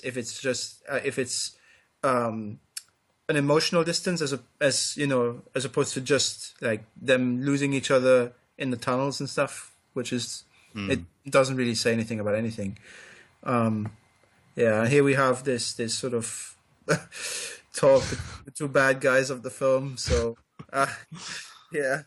Well, the Witch King Witch King is much more absolutist, right? He says, he slay them all and stuff like that, and it's sort of the orc is like, what of the wizard, I love this speech as a kid where he's like, "Send forth all legions." I think I was freaking out in the cinema. Yeah, that was. I mean, it's so awesome. I mean, even if you think the Nazgul are a bit incompetent, maybe in the first film, at least in the third film, the Witch King does his stuff well. Yeah, but that's the Witch King. Yeah, but Witch King is a Nazgul anyway. Yeah, but he's... Well, I think they do... I think they do succeed in bringing this aura of sort of fear and terror, this sort of propagandic, bringing despair with them, and how can you possibly defeat something so grand and evil? But yeah, you're right. When it gets down to the fights... Saruman just does that with his voice. They're basically nothingness. It's like the fear of emptiness, basically. It's like everything that is non-existent. It's Anyway, shh. This is a Faramir scene. Oh, yeah, it's a Faramir. Talking. Everyone shut up. Yeah, exactly. Faramir is happy for a change, which is... And also, of course, they cut the scene out of the theatrical version. But again, it's nice because it shows that this is the essential Faramir. He just wants to wander around being nice to people. Yeah. He wasn't built for him before. And I'm glad they went back to this after the second film, where he was a bit of the opposite. But maybe it makes more sense now. Maybe people can understand it. And it shows that he's not as self-involved as the elves. I mean, he's just told his dad he's going to go off and kill himself defending a city. No, he hasn't told him that yet. Oh, okay, but he's about to. But the point is, he can look outside of himself, even in the midst of really horrible stuff. Yeah. Oh, I also like the fact that they kept the ceremony in for Pippin to swear allegiance to Denethor, because it's like the protocol is very important, and you see people in the background like observing this. This is much more form. I mean, it's the form is really important here. I've got a question here. Do you think that expression on Denethor's face was one of mockery, or that he genuinely is pleased with this? Because I think he's genuinely pleased with it, I think. Because listening to the cast commentary, like the actor John Noble was saying, he wanted to make it look like he was, for whatever reason, tickled pink that this little hobbit was offering him service and genuinely happy. But I always thought his smile looked rather condescending, like, "Oh, you muppet." Oh, sort of. Poor John Noble. Yeah, I think it's both. He's sort of bemused, like this hobbit obviously isn't going to be of huge service to him, but he's still sort of touched that the gesture, I guess. Maybe he's touched by the sort of connection to Boromir. He's paying respect to Boromir, his son. Yeah, and here's basically, and he likes the idea of Boromir going out defend, as this valiant warrior, I think. Yeah, here they want to. I mean, he wants Faramir to take Osgiliath back, and like no one else is speaking out against this. I mean, we know that there are other people around here, but it's and this is sort of poignant where Faramir says that if he wished that their place had been exchanged, then the admission of Denethor is actually really. I mean, this is a really heartbreaking scene for me, because it's like what do you say to that? Basically, you can't actually argue against this, because this is a final point that Denethor is making here, and Faramir just, it doesn't. That's basically why he's sacrificing himself, because this is sort of the point where Faramir himself doesn't see any point in trying to win his father over anymore, because he knows what he feels deep down, which is actually not exactly how Denethor feels. It's just like, so he wants to hurt him emotionally. Because I think that's fair. He blames him for being alive when Boromir is dead. That's the only thing. Yeah, and I think there's lots of real examples of that no matter how unjust that is, that feeling of resentment can definitely be there. And here we have Sam letting his guard down. Gollum, basically, No. Yeah, he looks like a really old guy, actually. It's just like, why would you sleep right on the edge? I suppose it's... it's like, why didn't Gollum just push him off the edge? It's like, then you can't pretend anymore. But you could actually just try to... He could have just rolled over in the night, right? I mean... Yeah. Could have said, "Oh no, the fat hobbit has rolled over." But then it's more about manipulating Frodo. Like then Frodo would feel sorry for Sam, and they'd have to go down and find his body. And it's all about bringing Frodo into Gollum's confidence. And Gollum gets rid of the lembas bread on top of everything else because he hates it. He hates it. Yeah, it's his revenge on the lembas bread. Yeah. Oh yeah. And sneaking. That's because Sam in the book always calls him Sneaker, right? And Fat Hobbit is always so blunt. Yeah. It's like sporty spice, isn't it? It's hilarious. Yeah, the irony is strong with this one. Oh no, the sarcasm, basically. Yeah, but he's really good at, acting offended. I find it quite hard almost to talk over Gollum's performance, because it's just so fascinating, the facial... Yeah. I find it just captivating. It's amazing. Yeah, sneaking, yes. And it brings so much, it engages you so much in a storyline that might otherwise meander a bit. Like it's just these three hobbits wandering through the terrain, but there's such interesting sort of group dynamics and psychological trauma there that's very engaging. I agree. I mean, I think... there are many parts that if you had miscast, it wouldn't have been fatal to this film. But getting the rendering of Gollum wrong, I think, would have been fatal. because Yeah, half I the mean, movie this- then doesn't work, right? And getting that CGI person to look real and manipulative and with multiple personalities and capable of breaking up a friendship this strong and this loving, that's huge. It's huge. Yeah, it's vital that they got this storyline right. It is like the heart of the story because there's lots of battles and that's exciting, but this is where the heart is. This struggle for Frodo's soul and all that. Yeah. Yeah, and this is, he took it. It's so, you know, that's also something like you get. I mean, you were much more sympathetic towards Gollum in the last film, and here you get sort of the other side. That's much more prominent, and it's it I think it's still the most complex character in the story. Because it's not that simple. It's not just that Gollum, is good and now he's evil. It's like this is something that actually is. It's not even his own desire. It's basically something that has been imposed on him by the ring and by the ring itself. So And Sam's anger is shocking. The way he beats Gollum, he's so stressed out and so emotionally just drained. Yeah. And Frodo really misinterprets what Sam is saying here. It's like, share the load. It's not. It's not like, it's an unintentionally like creepy line. Yeah. But yeah, you can see Frodo's so like psychologically just rattled. He doesn't know what to trust anymore. He's so paranoid. And that's also, Oh, Sam's gonna cry. Yeah. This is like trying to convince someone that you didn't cheat on them. It's so sad. And this comes right after the Faramir and Denethor scene too, right? So these go actually really well together. Yeah, because you have, in a way, the two most earnest people in the book, Sam and Faramir, just being rejected. Yeah. Unfairly rejected by the people whose love they want. It's horrible. Yeah. Sean Astin. And he's not really done much since, has he? He did the Goonies and then he did this. Arguably, what else do you need to do? I mean, that's a great career in TV. Yeah. Well, a lot of the actors in Lord of the Rings didn't necessarily go on to new stuff straight away. I think they were just exhausted by the 15-month shooting or whatever. Andy Serkis has done a lot. Oh, well, no, these are CG creatures. These are obviously not his acting.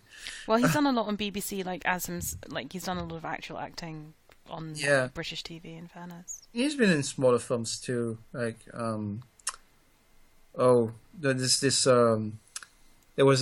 did a biopic of a famous musician as well, didn't he? Well, I didn't realise he was famous outside the UK, but yeah, Ian Dury and the Blockheads. Yeah, I think. Ian Dury. I forgot drugs and wasn't it? Sex and Drugs and Rock and Roll. Sex and Drugs and Rock and Roll, yeah. Which is a great film, by the way. People should check that out. He's obviously done. Great band as well. He's obviously been in Planet of the Apes too, right? So it's like he's not going hungry. So no, he's a national. I mean, like he's a sort of. In England, we have those beloved people.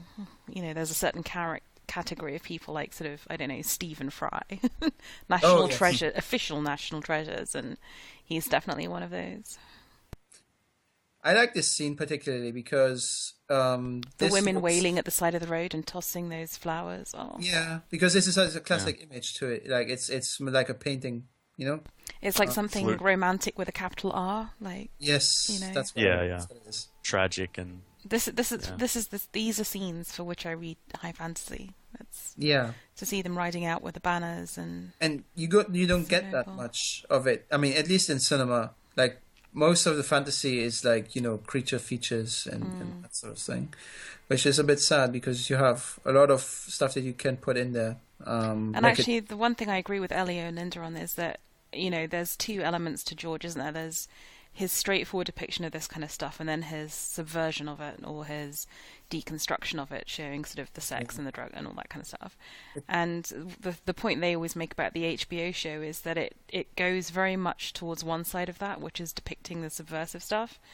But there is a lot of the beautiful banners and colours and high romance as well, and it's a Definitely, shame. yeah, It's yeah. a shame to lose that because Well, you got the heart. it's fun to play with the trope, but ultimately we love the trope. That's why we have so much fun playing with it. So Well, you Absolutely, got yeah. Well, the Martin, banner of House Manwoody in season 4, didn't you? yeah. Yeah.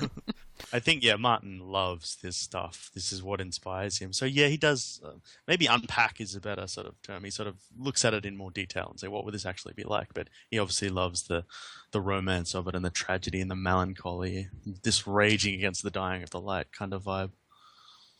You can tell how much Pippin's grown as a character, that he sees Yeah. all this food in front of him and he's like, this isn't interesting to me. I'm just No, he's- traumatized by what's going on, that people are being sent off to die. He's like, oh, Yeah. third lunch. No. You know, Yeah. it's a dark This is time actually- when he doesn't want second breakfast. Exactly. Making the point that, the old men who send younger people to the younger men to die, they Yeah. actually don't experience any of this tragedy and horror and stuff like that. They're just oblivious to it. That's the thing. That's why war is something that's been part. I mean, because the people who actually order people to die don't actually fight themselves. Yeah, the Most often than politicians. not.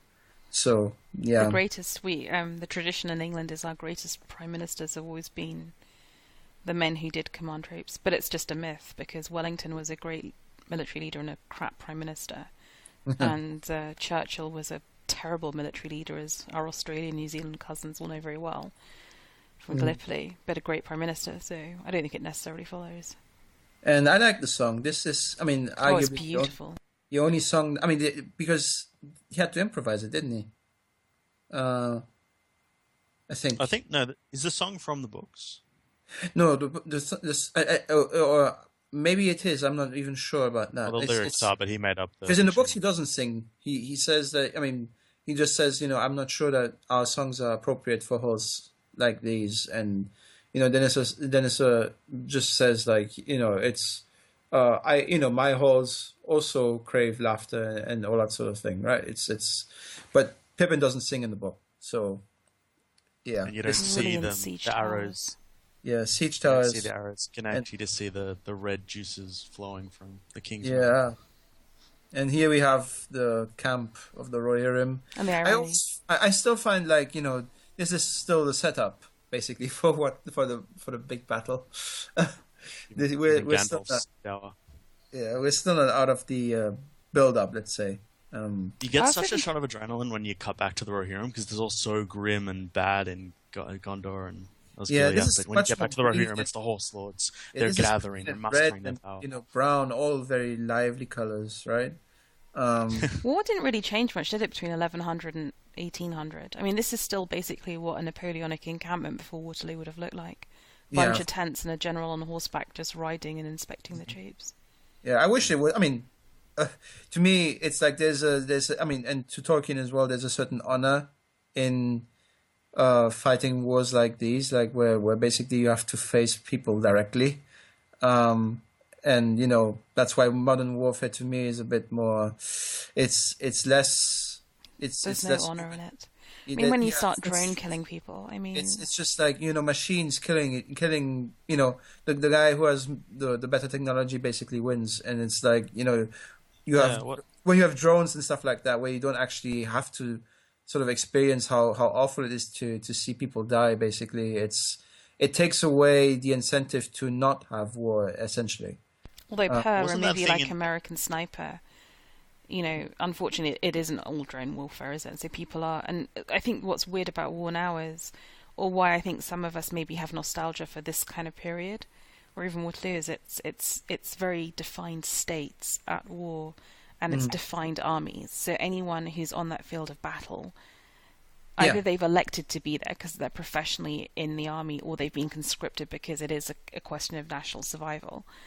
But it's different now, right? Now it could be anywhere. It could be civilians hit because of a drone attack. It could be ISIS, a terrorist attack. Like, who even knows who we're fighting anymore? So I think there's a great there's so much nostalgia for Waterloo at the moment, of which I'm part, but it's That's weird also to saying me because I think it's kind of like an odd nostalgia to be nostalgic for wars, but they were just simpler in a sense. Yeah, that's what it is. I mean, it's also maybe because we've like romanticized it a bit in the sense that we're just reading about it in the sense, in Yeah, stories, and I'm sure if you were in Germany history and books and stuff it like that, wasn't as which is, great. it's obviously it was horrible back then, as it is horrible today. But it's just that there's a certain clarity probably involved in that, and here I think the it's difference is that in any war up to World War One, probably, if England or Britain at the time were fighting a war and you were living in London, you would not feel personally in danger. You yeah. might have to pay more for your food, or you might lose money on the stock market, but it was just different. It was just removed in a way that it is Yeah, now. it blurs those battle lines. It feels like suddenly you're on the front line because the attack can strike anywhere. It's not necessarily on a battlefield. Civilians are being targeted. And there's a cool line from The West Wing, I think, where one of the characters says, this war on terror won't be won with the 52nd Tank Division. It'll be won by a busboy with a silencer or something. So it is much more sort of cloak and dagger assassination kind of thing. Yeah. I I don't see mean, it as to me, the whole idea of declaring war on a tactic is sort of like, I don't know. It's bizarre. an oxymoron. It's weird. It doesn't make sense. That's what I'm saying. But it's no longer just a tactic. So at what point do ISIS? I mean, they want to be seen as a state. Do you glorify them by giving them that accord, or at what point does someone having a certain amount of territorial control make them a state actor? Well, there are characteristics for statehood, like in the Montevideo Convention. You can look. I mean, you can look up the characteristics of what it Beric is. laying down some international law. Yeah, I mean, it's even like it's even that wars aren't even declared anymore today. Like a declaration of war is not something that's done actually anymore, which is Really? I mean, it used to be the case. No, you don't have to declare war. Actually, it's just like Yeah, when but you you attack can. someone, Peacekeeping. when you But attack you someone, can declare when you war. attack, yeah. Are you trying to tell me that it's- Britain can't declare war on France? Because No, it's like an official declaration of war is not needed. Let's say it's like wars are just someone attacks you, and then you have sort of as a state you have to assess whether or not you can defend yourself in self-defense under the UN Charter, basically. But I've been told at least that today wars are not declared as they were like in the 18th, 17th century or something. wait. So I could just roll into France tomorrow with a British tank division, and that would be No, cool. if they attack you, Don't give her ideas. If they attack you, you can fight back, but you don't need to declare it. Like you don't need to officially like. No, but in an aggressive war, if I were to say to France, do X, Y, Z, and they didn't, but not military demands, but I mean, this isn't definitely an aftershade discussion. Yeah, I mean, because nothing else is going on. Like we get But this is Elbow important piercing information stuff, to be clear Yeah. on. Because, Yeah. We can legal talk wars are about one maybe thing in and the illegal after show. wars are another Maybe thing. maybe we can bring it up again in the after show because we have much more important things to discuss, like the length of Aragon's sword. Ooh, misses. Yeah, well, this is Two men in a tent. It's been a long war. So awkward. Meeting your girlfriend's Duncan, father. I blame you for bringing down the tone of the podcast. This didn't happen last week. Sorry. Oh, dear. And Elrond, I mean, I like the fact that Elrond and Aragorn can come to a sort of mutual understanding here. Oh well, yeah. Well, here we have something that was. I mean, he tells them about the Corsairs, but Aragorn finds that out by looking into the Palantir, doesn't he? In the books. Well, Gandalf tells him, look to Yeah, the I think Gandalf. Yeah, that's true. black ships. Yeah, Gandalf told him anyway. Yeah. Yeah. And here we have the Kleenex ghosts. I want this tent. I want every banner. I want everything in this tent. I'll even take Aragorn, frankly. But what I really want is like the beautiful hanging drapes with all the beautiful banners printed on, and like the helmet on a stick in a corner, Yeah. It must take a while to set up every day. and all the like the rugs on the floor, like the skins, the animal skins. So awesome. And drill. That's Yeah. pretty awesome. Anduril, Flame of the West.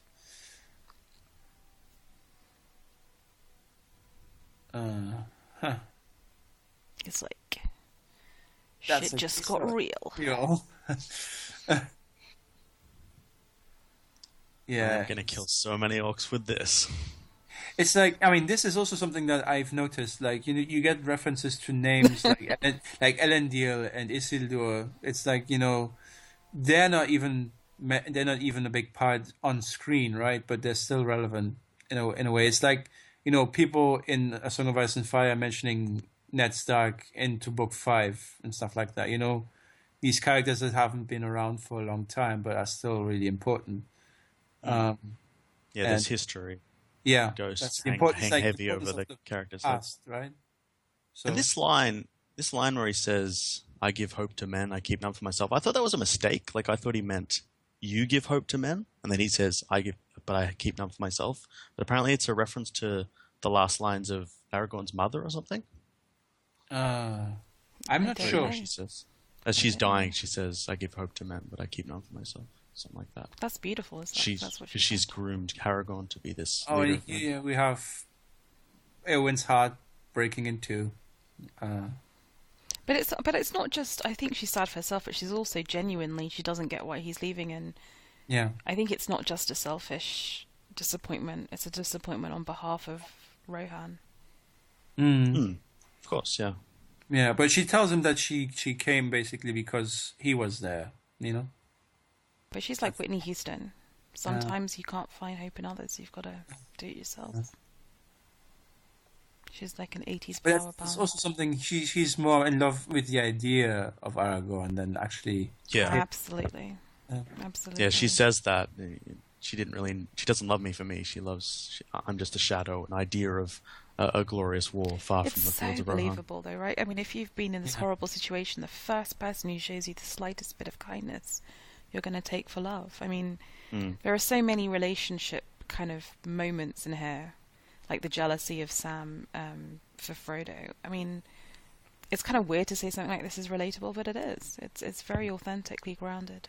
Yeah, and I think it's also this is probably the part of the film where everyone is sad because we had just Faramir, Sam, and Frodo, and now we have Eowyn basically all in tears. But at least these three guys stick together.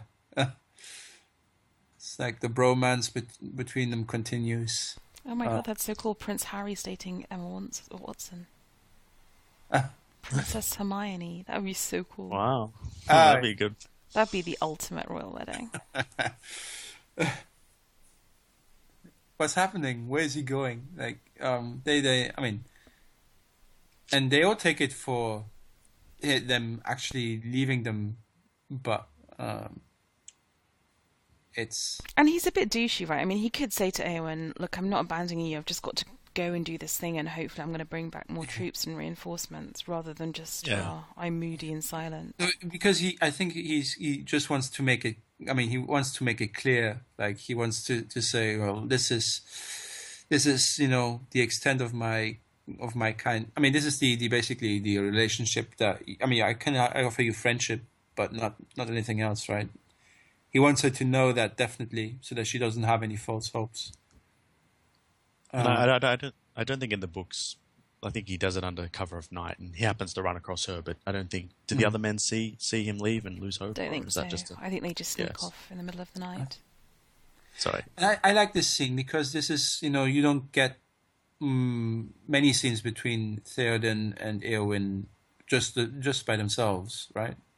And so, I mean, that's also something he tells her to defend Edoras, right? And she basically takes it, as a duty, and that's she sees it as an obligation, basically, that she. But does she? So when we were doing the books, like the book discussion here, like Nadia had the point that she should have gone back at that point, that she selfishly, because her heart's been broken, goes off to war basically to die, but her uncle had entrusted to her rule in Edoras because it's very likely that he will be killed and maybe also Éomer.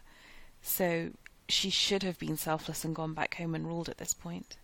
But I can understand why she doesn't. That's Oh, the thing. totally. I mean, I'm with Eowyn on this one, but I think that it's. Yeah. I mean, think to me, Eowyn recognizes that it's the end of the world, so there's no point. There'll be nothing to defend. You've got to go to yeah, war.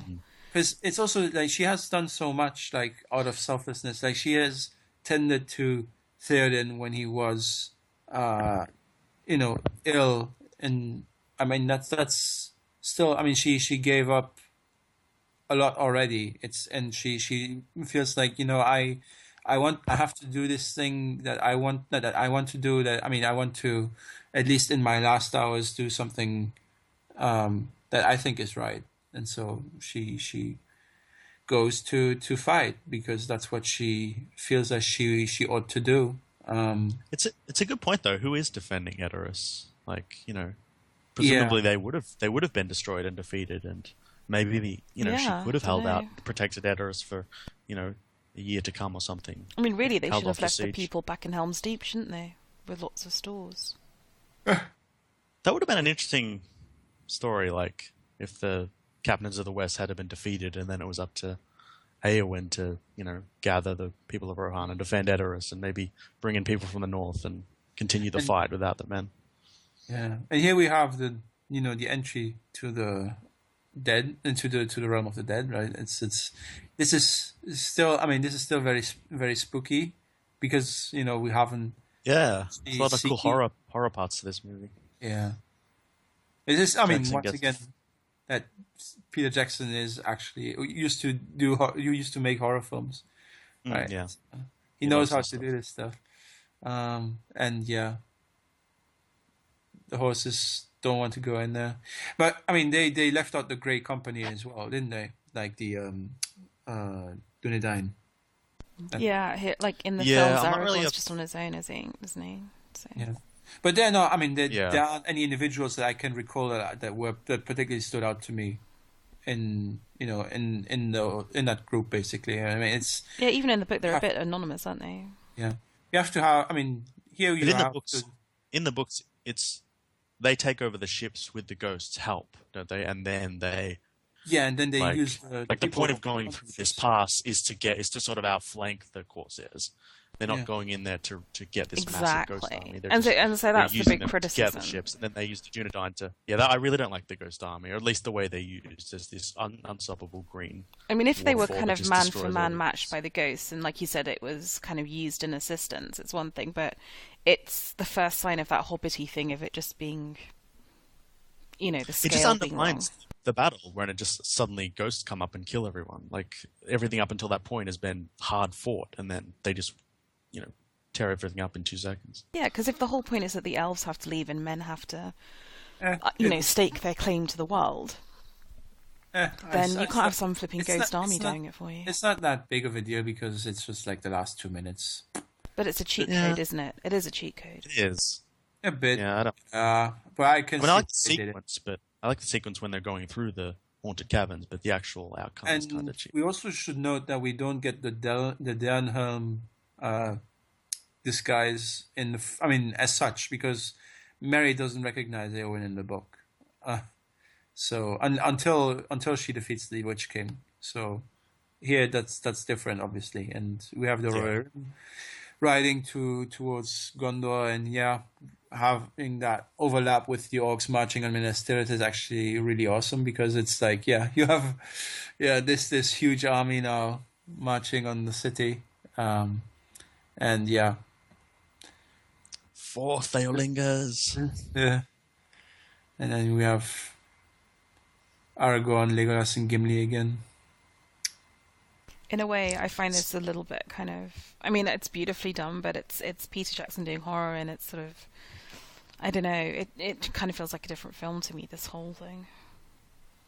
This is also a bit extended, right? I mean, they also have like I see shapes of men and horses. Now that's also something from the books, right? They see Yeah. those kind of apparitions, pale actually- banners. It's more like an Indiana Jones movie, isn't it? Like you could, if anyone ever wanted to reboot Indiana Jones, he'd be quite good, because that always has like ghostly, ghoulish things. Unless you would be, using all CGI and stuff like that, which didn't work in the fourth Indiana Jones movie anyway. Ooh, and who should be in Indiana Jones? It should be Chris Pratt. I'm not. I mean, he didn't. I mean, it's fine. He's a fine actor. I'm not. I don't think. I mean, he was in the Lego movie and Guardians from the Galaxy, but I don't. I could see that. He might be a bit too goofy, maybe. I don't know. Yeah, he It's a needs fine to line, I rein guess. in. You need it. You need He a needs bit a of bit of goof, kind of but not too academic much. kind of credibility. This is a bit goofy here. This is like where Gimli wants to get rid of the ghost hands and stuff like that. It's this is a bit of comic relief. Yeah, he's mugging it off. Yeah. Yeah, but it's fine. I mean, yeah, don't look down. I remember this level from the Return of the King video game. Where you have to make your way through and fight off the ghosts. I love that game. It was so fun. It's like a hack and slash. Yeah. And you play the Siege of Minas Tirith, and Gandalf has to like kick down the ladders and stuff. Yeah. And then you have like these extra. What do you have these kind of bonus levels, right, where you can fight against different enemies and stuff. Yeah. And upgrade your arrows and your axe and stuff. Yeah, I mean it's like you. And this is actually this. I like this set, like what it looks like and stuff. It's actually quite nicely done. But yeah, the ghosts. I can, in retrospective, I can see why people have problems with them in the film. But I don't mind them in this setting, because they're creepy haunted caverns. But when they're running across a field in broad daylight in like mass, it's kind of yeah, maybe yeah. That's a bit weird.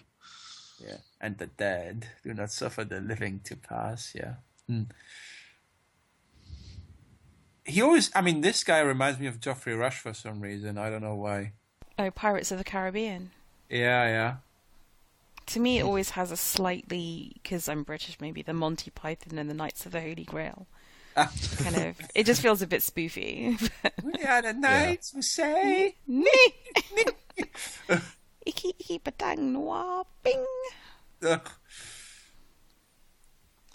A shrubbery. It was made by it. No, don't say that word. Oh dear. I mean, one of the weirdest bits of Jupiter Ascending is when he's suddenly got that Terry Gilliam cameo, and it's like, what? Yeah, well, this is not as weird. No. And I like the fact that Gimli shooting an arrow through a ghost. Yeah, Legolas can't come his way out of this one. Idiot. Let me flash my sword. Yeah, and yeah, so it works against ghosts. And so that bit was very cool. I think the first time I saw that in the cinema, I was like, "Oh my god, the sword works against the ghost sword!" Yes. Yeah. It's like Aragorn could join the Ghostbusters. He could. Yeah. The Lord of the Rings Ghostbusters mashup. It has to happen now. If I was half good with Final Cut Pro, I would create that.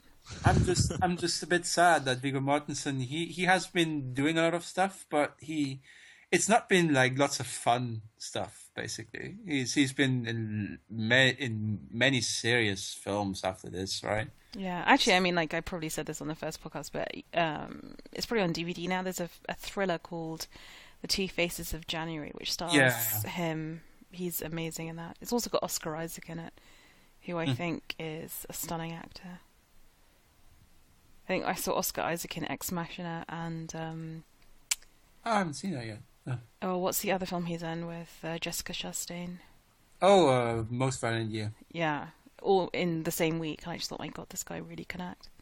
And he doesn't look the same, as far as I know. Like, in Ex Machina, he looks completely different. In Ex Machina, he's all kind of like really buff and bald with a big beard. He's kind of like this like crazy-ass tech guru guy. It's a fantastic film, actually. Well, it's not a fantastic film, but it's a really interesting film. And here we have the set, sort of, and all the heads coming out. Yeah, I mean, this is just brain dead, isn't it? This is Peter Jackson at his most egregious. Like, I can do this. But I still like it because it's like it works within. Just a comically impossible but amount why of do you need to skulls. have 10,000 skulls? There were probably These like old dead people, right? in this pirate army that was cursed. There was probably like 100 people or something. I mean, this is just so takes you out of the film, and But it's so that's just why it's not anti-Tolkien. in the Tolkien cinematic wouldn't, version, right? This is why it's not in the because it's nonsense. theatrical cut. Yeah. Yeah. I mean, look at this. This is like Smaug. Ugh. This Well, is Smaug the is actually equivalent of. Oh God. And yeah, so now they come out on the other side of the mountain, and they see the pirate ships actually. Not that many pirate ships. And to Duncan's point, this was the point, wasn't it, to head them off? But there's only about 6 of them. Yeah. I Although you see the burning towns, that's pretty cool. 1, 2, 3, 4, 5, 6, 7, 8, 9, 10, 11, 12. I think there's 13, 14 ships probably. It's not that many ships, though. Yeah, but for 3 guys on their own, and this is also like Aragorn. This is the one moment where he really cries. Right? Woe is me. And Legolas is like, emotion, I can't cope. Yeah. And Gimli Give is the like, man a Does look hug. cute. it's interesting. It's so elvish. Let me just pat you on the shoulder. Yeah. There.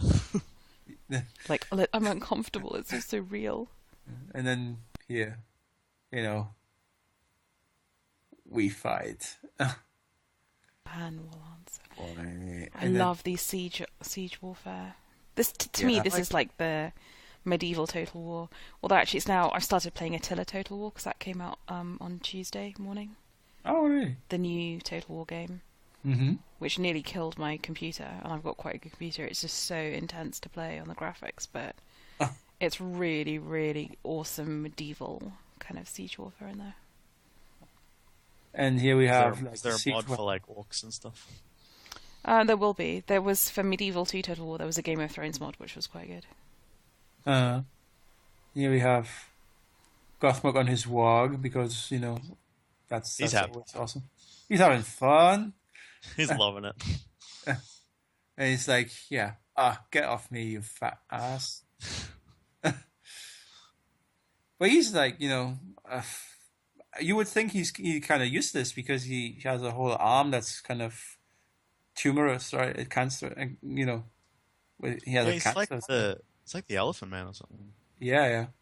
Apparently, this was Peter Jackson personally. Like the guy involved with the Macatree had done a perfect orc head, and there was leftover clay, and Peter Jackson just came over and said, "But I want him to like have tumors, like cancerous tumors." Yeah, he got the clay and just like chucked it on one side of the face and sort of just built it out. Oh, here's where that's also from the book where they throw over the heads. It's also from genuine medieval warfare as well. People just did this shit.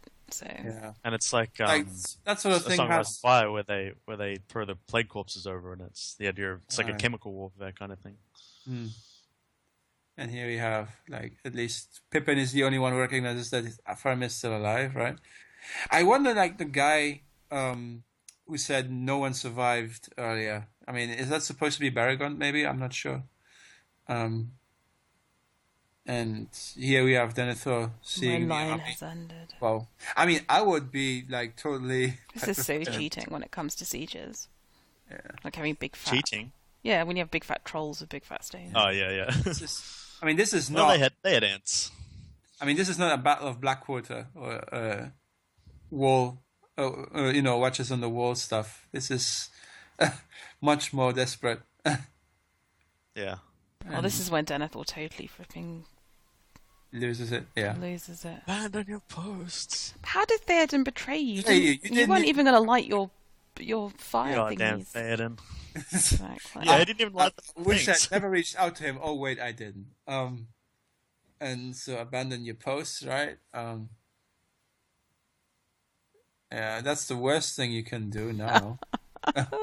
Gandalf shows up. Yes. Yeah. It's just hilarious. And everyone laughed in the cinema when that Yeah, of happened. course. I mean, that's just brilliant. Because it's just Yeah. puncturing sort of overly sort of portentous speech, isn't it? Yeah. And here we have, Gandalf, in the book as well, Gandalf takes over the command of the battlements anyway. And, Yeah, and this is how war should be commanded on a horse where the fighting's worst. yeah. Wellington style. And here love that stuff they because don't of- actually have siege weapons in the book, do they? No. The people of Gondor, they don't have like these trebuchets. No, you don't have trebuchets in your castle. No, that's what I mean. So And Yeah. But They're this throwing- castle is big enough to have like 20 of these, so it's fine. I guess the idea is that like they pretty much scourged the land outside the city, and basically everyone's just fled here, and they've just brought all their siege engines in because it's not safe outside the walls. Oh, okay, yeah, that Just makes face sense. everything. That makes It's like sense. the last ditch effort. They just faced Yeah. everything that they have outwards. And yeah, boy, whole tower There's getting no smashed. hope in the battlefield. They can only Yeah. withstand And- the siege. Here's why Gothmog's awesome, right? Like he just doesn't move. Yeah, he doesn't move, and in the last second, he just moves out of the way. Spits like, out of alright? I Direction. know. He's like such a don. Yeah. Oh, here come the Nazgul again. Yeah, I mean- whatevs. That's also, I mean, that also happens in the book. Like they sort of try to make people, they try to make the guys afraid. It's the screeching voice. Yeah, it just Yeah. shatters men's confidence. And I mean, on the top there, people are running away and stuff. It's actually pretty intense. I think I finally understood what bothers me about the Nazgul is they're fire-breathing dragons that can't breathe the fire. Like flying they're dragony actually things. much more like birds in the book, aren't they? Yeah. Well, they're not really described in the book, are they? They're like just They're like that. They have like a snake-like neck or something, and so yeah. They're they like look like birds and stuff. Like I thought they were like pterodactyl things. Yeah, yeah, something like that. Yeah, this. like not as big as dragons, just more like horse-sized. And here we have another tower getting hammered. But yeah, this is essentially like. Gandalf's slogans get a little cheesy, like "You must trust in courage, do not give in to fear." Yeah, No, that's fine. I mean, that's what you want to tell people, right? Yeah, but And- cheese is what you need at those moments. It's like Yeah. Churchill's Yeah. speeches. You just need someone to utter those words. Pippin is true. totally like confused as to what he's supposed to do at this point because he doesn't know where to go. it's Understandably. cool seeing Gandalf like that, like the desperate Gandalf. Oh yeah, this is a He's so nice. charged This up. would be a nice meme, actually. You know, not the towers. Aim for the trolls, trolls, kill the trolls. Right? Bring them down. That's cool. Yeah. So good. I love this stuff. Oh, this is actually when. I they just start- think anyone who's actually fought in one of these things to stay fighting on a battlement when a siege engine flops down and starts unloading people in front of you. I mean, the basic courage of these guys. I can't conceive of it. Yeah, and here you have the orcs trying. I mean, you have to have a reason why they want to use grunt because their own rudimentary battle ram doesn't actually do anything. So, But also, I think it's important to know that Minas Tirith is a fearful castle that yeah, you can't just storm it with. You know, it's got to take real effort even for this huge orc army to get in because Minas Tirith is to be feared, isn't it? I mean, it is a great fortress. It is very formidable as a fortress, and it has a sort of symbol that all the Lords of Men sort of gather around. It is this Yeah. big white sword that Sauron feels the need to destroy because it's so sort of emblematic of that banner that men might unite under, that Gandalf says. Absolutely. Absolutely. Gandalf is actually doing very well for himself here. Once more, Yes, and, he doesn't even use magic. He's just like smashing. yeah, he's just as like soon as- But Pippin The weird thing is that when he Rolling. saved This is the last Faramir scene from he off shot, actually. Skiliath, he was did that kind of light beaming out of the staff thing that kind of got rid of the Nazgul. Yeah. And you just wonder if he has this light emitting laser from his staff. Why doesn't he just do that now and just Well, he probably Yeah. has to recharge. Because his the orcs hate light, so why doesn't he just blow it in their face?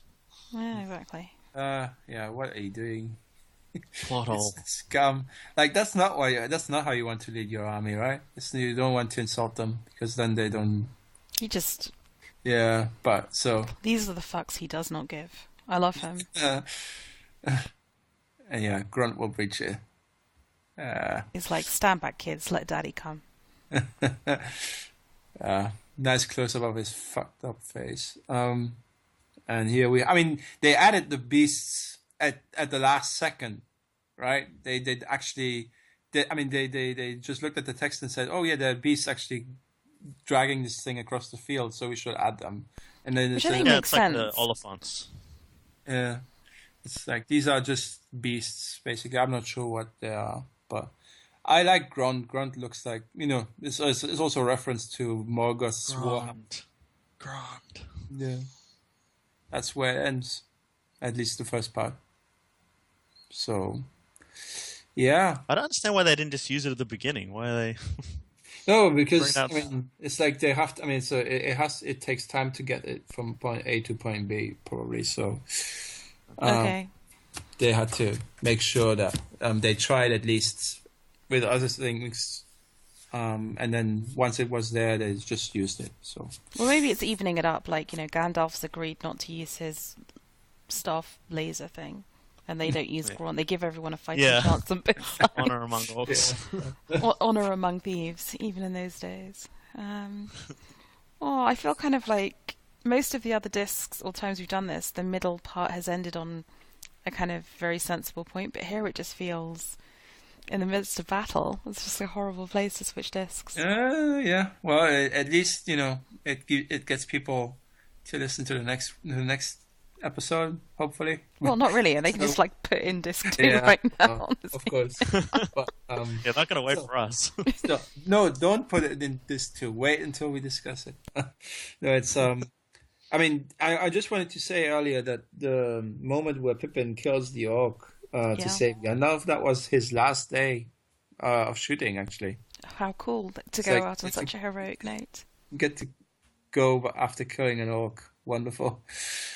That's the height of Pippin's development. Must have felt very weird for the actors and even the crew, having been involved in this for so long. It must have been almost deflating. Yeah, it's like one Yeah. day you're still there. After you have to work on it for several years, and then after that you're just you have to go home and stuff. I mean, it's like it's weird. It must be so like tightly wound. How do you relax after all that? Yeah. Yeah. Like, just because we are now at the Siege of Gondor, like, do you differentiate between the siege and the battle on the Pelennor fields, or are they just one thing for you? Because I always considered them like there's a difference maybe between the two, because there are different chapters for I mean, But they're When it's also the just battle they're of just the- different parts of the battle, aren't they? It's like they're tactically different. There's different armies involved. I mean, Rohan shows up for the Battle of Pelennor. I mean, there's just different. It's like saying, overall in Waterloo, you have the different phases. Like you have, Wellington versus the French army, and then Blucher comes around. but even more segregated. Like you'll have the attack on Quatre Bras, and then you'll have later on the sort of the defense of Hougemont, and then it's like there's just different phases with different people, and as the day progresses, and even with Helm's Deep, I mean these are battles that take place over days, which I think is really realistic. Battles do take place over days and have different phases, so Yeah, I like I it. find it weird. Like, would they be fighting like continuously, generally, or would they just say like, okay, today's fighting is over. Like, let's continue tomorrow. It's like Yeah. Fall back and gather the dead. Yeah, that would be more realistic. Well, it but here we depended on just do it all at- the technology at the time. Like if you didn't have, at some point you have to stop at night, but I mean Waterloo went pretty continuously, no? Oh yeah, I mean, Well, that's it quite wasn't recent, but well, it wasn't that long of a battle, was it? I Waterloo's don't- really 4 days, I would say. Oh, okay, yeah.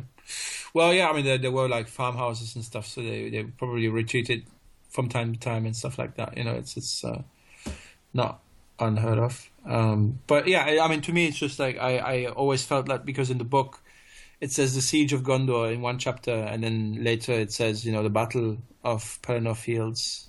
I think that's right. I think it's right for them to be separate, but I But- will Well, admit it's different I'm not- phases of the same battle. Like Yeah. the siege is from Gondor's position, and then once the Rohirrim come down, it's a battle fought on even ground. Yeah.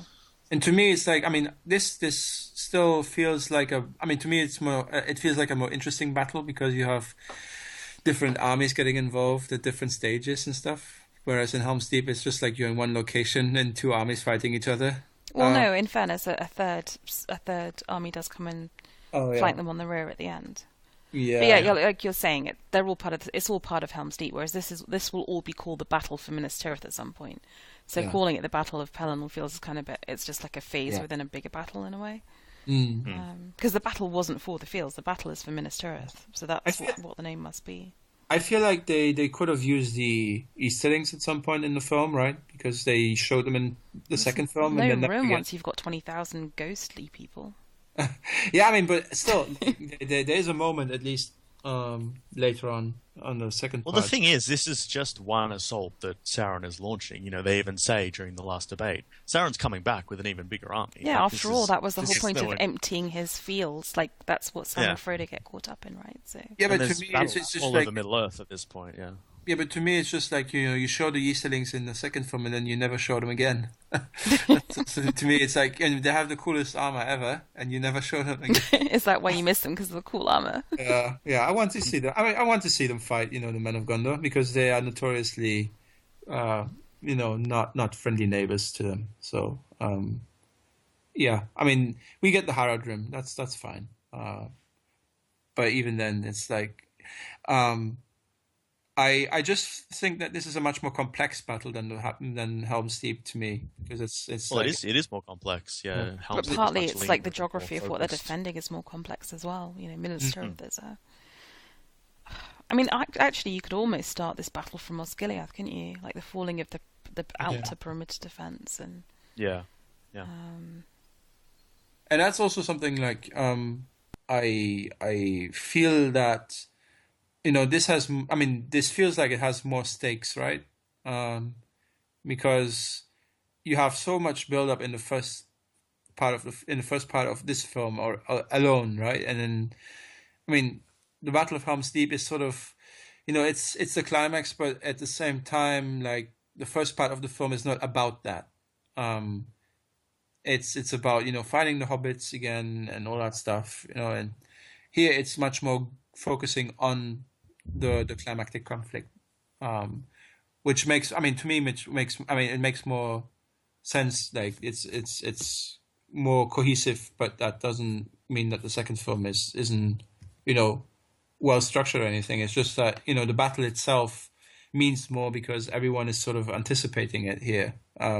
Although it's almost like the Battle of Helm's Deep, everyone is in the same place almost, and they're fighting alongside each other. Whereas Minas Tirith, it's like everyone's elsewhere, and they're coming to the location to defend Minas Tirith. Yeah, it's like the big party that everyone is going to. Minas Tirith's more important as this kind of center of this gathering point for the forces of good, whereas Helm's Deep is like this desperate backs against the wall. So I think there's more sort of desperation in Helm's Deep. That even though it is much smaller, I really like Helm's Deep and the darkness. Isn't the ultimate thing that if Helm's Deep is lost, it doesn't matter? Minas Definitely, Tirith still that exists. was the rallying point. The difference is that we love Rohan, we love Theoden at that point. We really care that he survives. Whereas, Minas Tirith, if it falls, it's the end of civilization. But Denethor's a douchebag, and these Gondorians, we don't really know. Yeah, like as I said, like I think care you about characters in more the of the Rohirrim before the battle. You see the peasants and the skirmishers and the king and the Eowyn and Aemir. You get more of them, I think, so that when there are the big fight, you do feel the stakes a bit more. Whereas here, you get Faramir, you get Denethor, but you don't get much of a sense of the average Gondorian. It's more of a rallying point for all the characters. Yeah. I mean, I said that before, but to me it was always the fact that here they're not talking about, oh well, it is hopeless. They're actually showing you why it is hopeless in this situation, and it's that sentiment is brought home much more effectively to me, at least, because it's not conveyed in dialogue, but in the acting and in the atmosphere and all of it. It's sort of like everything. Is sort of contributing to that, and it's not just everyone's saying, well, it's 10,000 against 300 people. I mean that's just a preference. I mean it's like I like both of them. It's just that I think I prefer the Battle of Minas Tirith because it has the the idea behind it is that if this is the end possibly if they lose. So whereas as we said Helm's Deep is a definitive blow to Rohan, but it doesn't affect like the over, because in the film Saruman is Sauron's puppet anyway. I mean in the book he's much more independent, but not in the films, so that's why it's probably not that much of a difference. Helm's Deep still has my favorite moment where Aragorn sort of Yeah, where they ride out and Says, "Let's go once more, death and glory for Rohan, for your people." And then, like, I love that for Thealingers, and they ride out and the music swells. That's still my favorite Yeah, part of the that's awesome. trilogy. Yeah.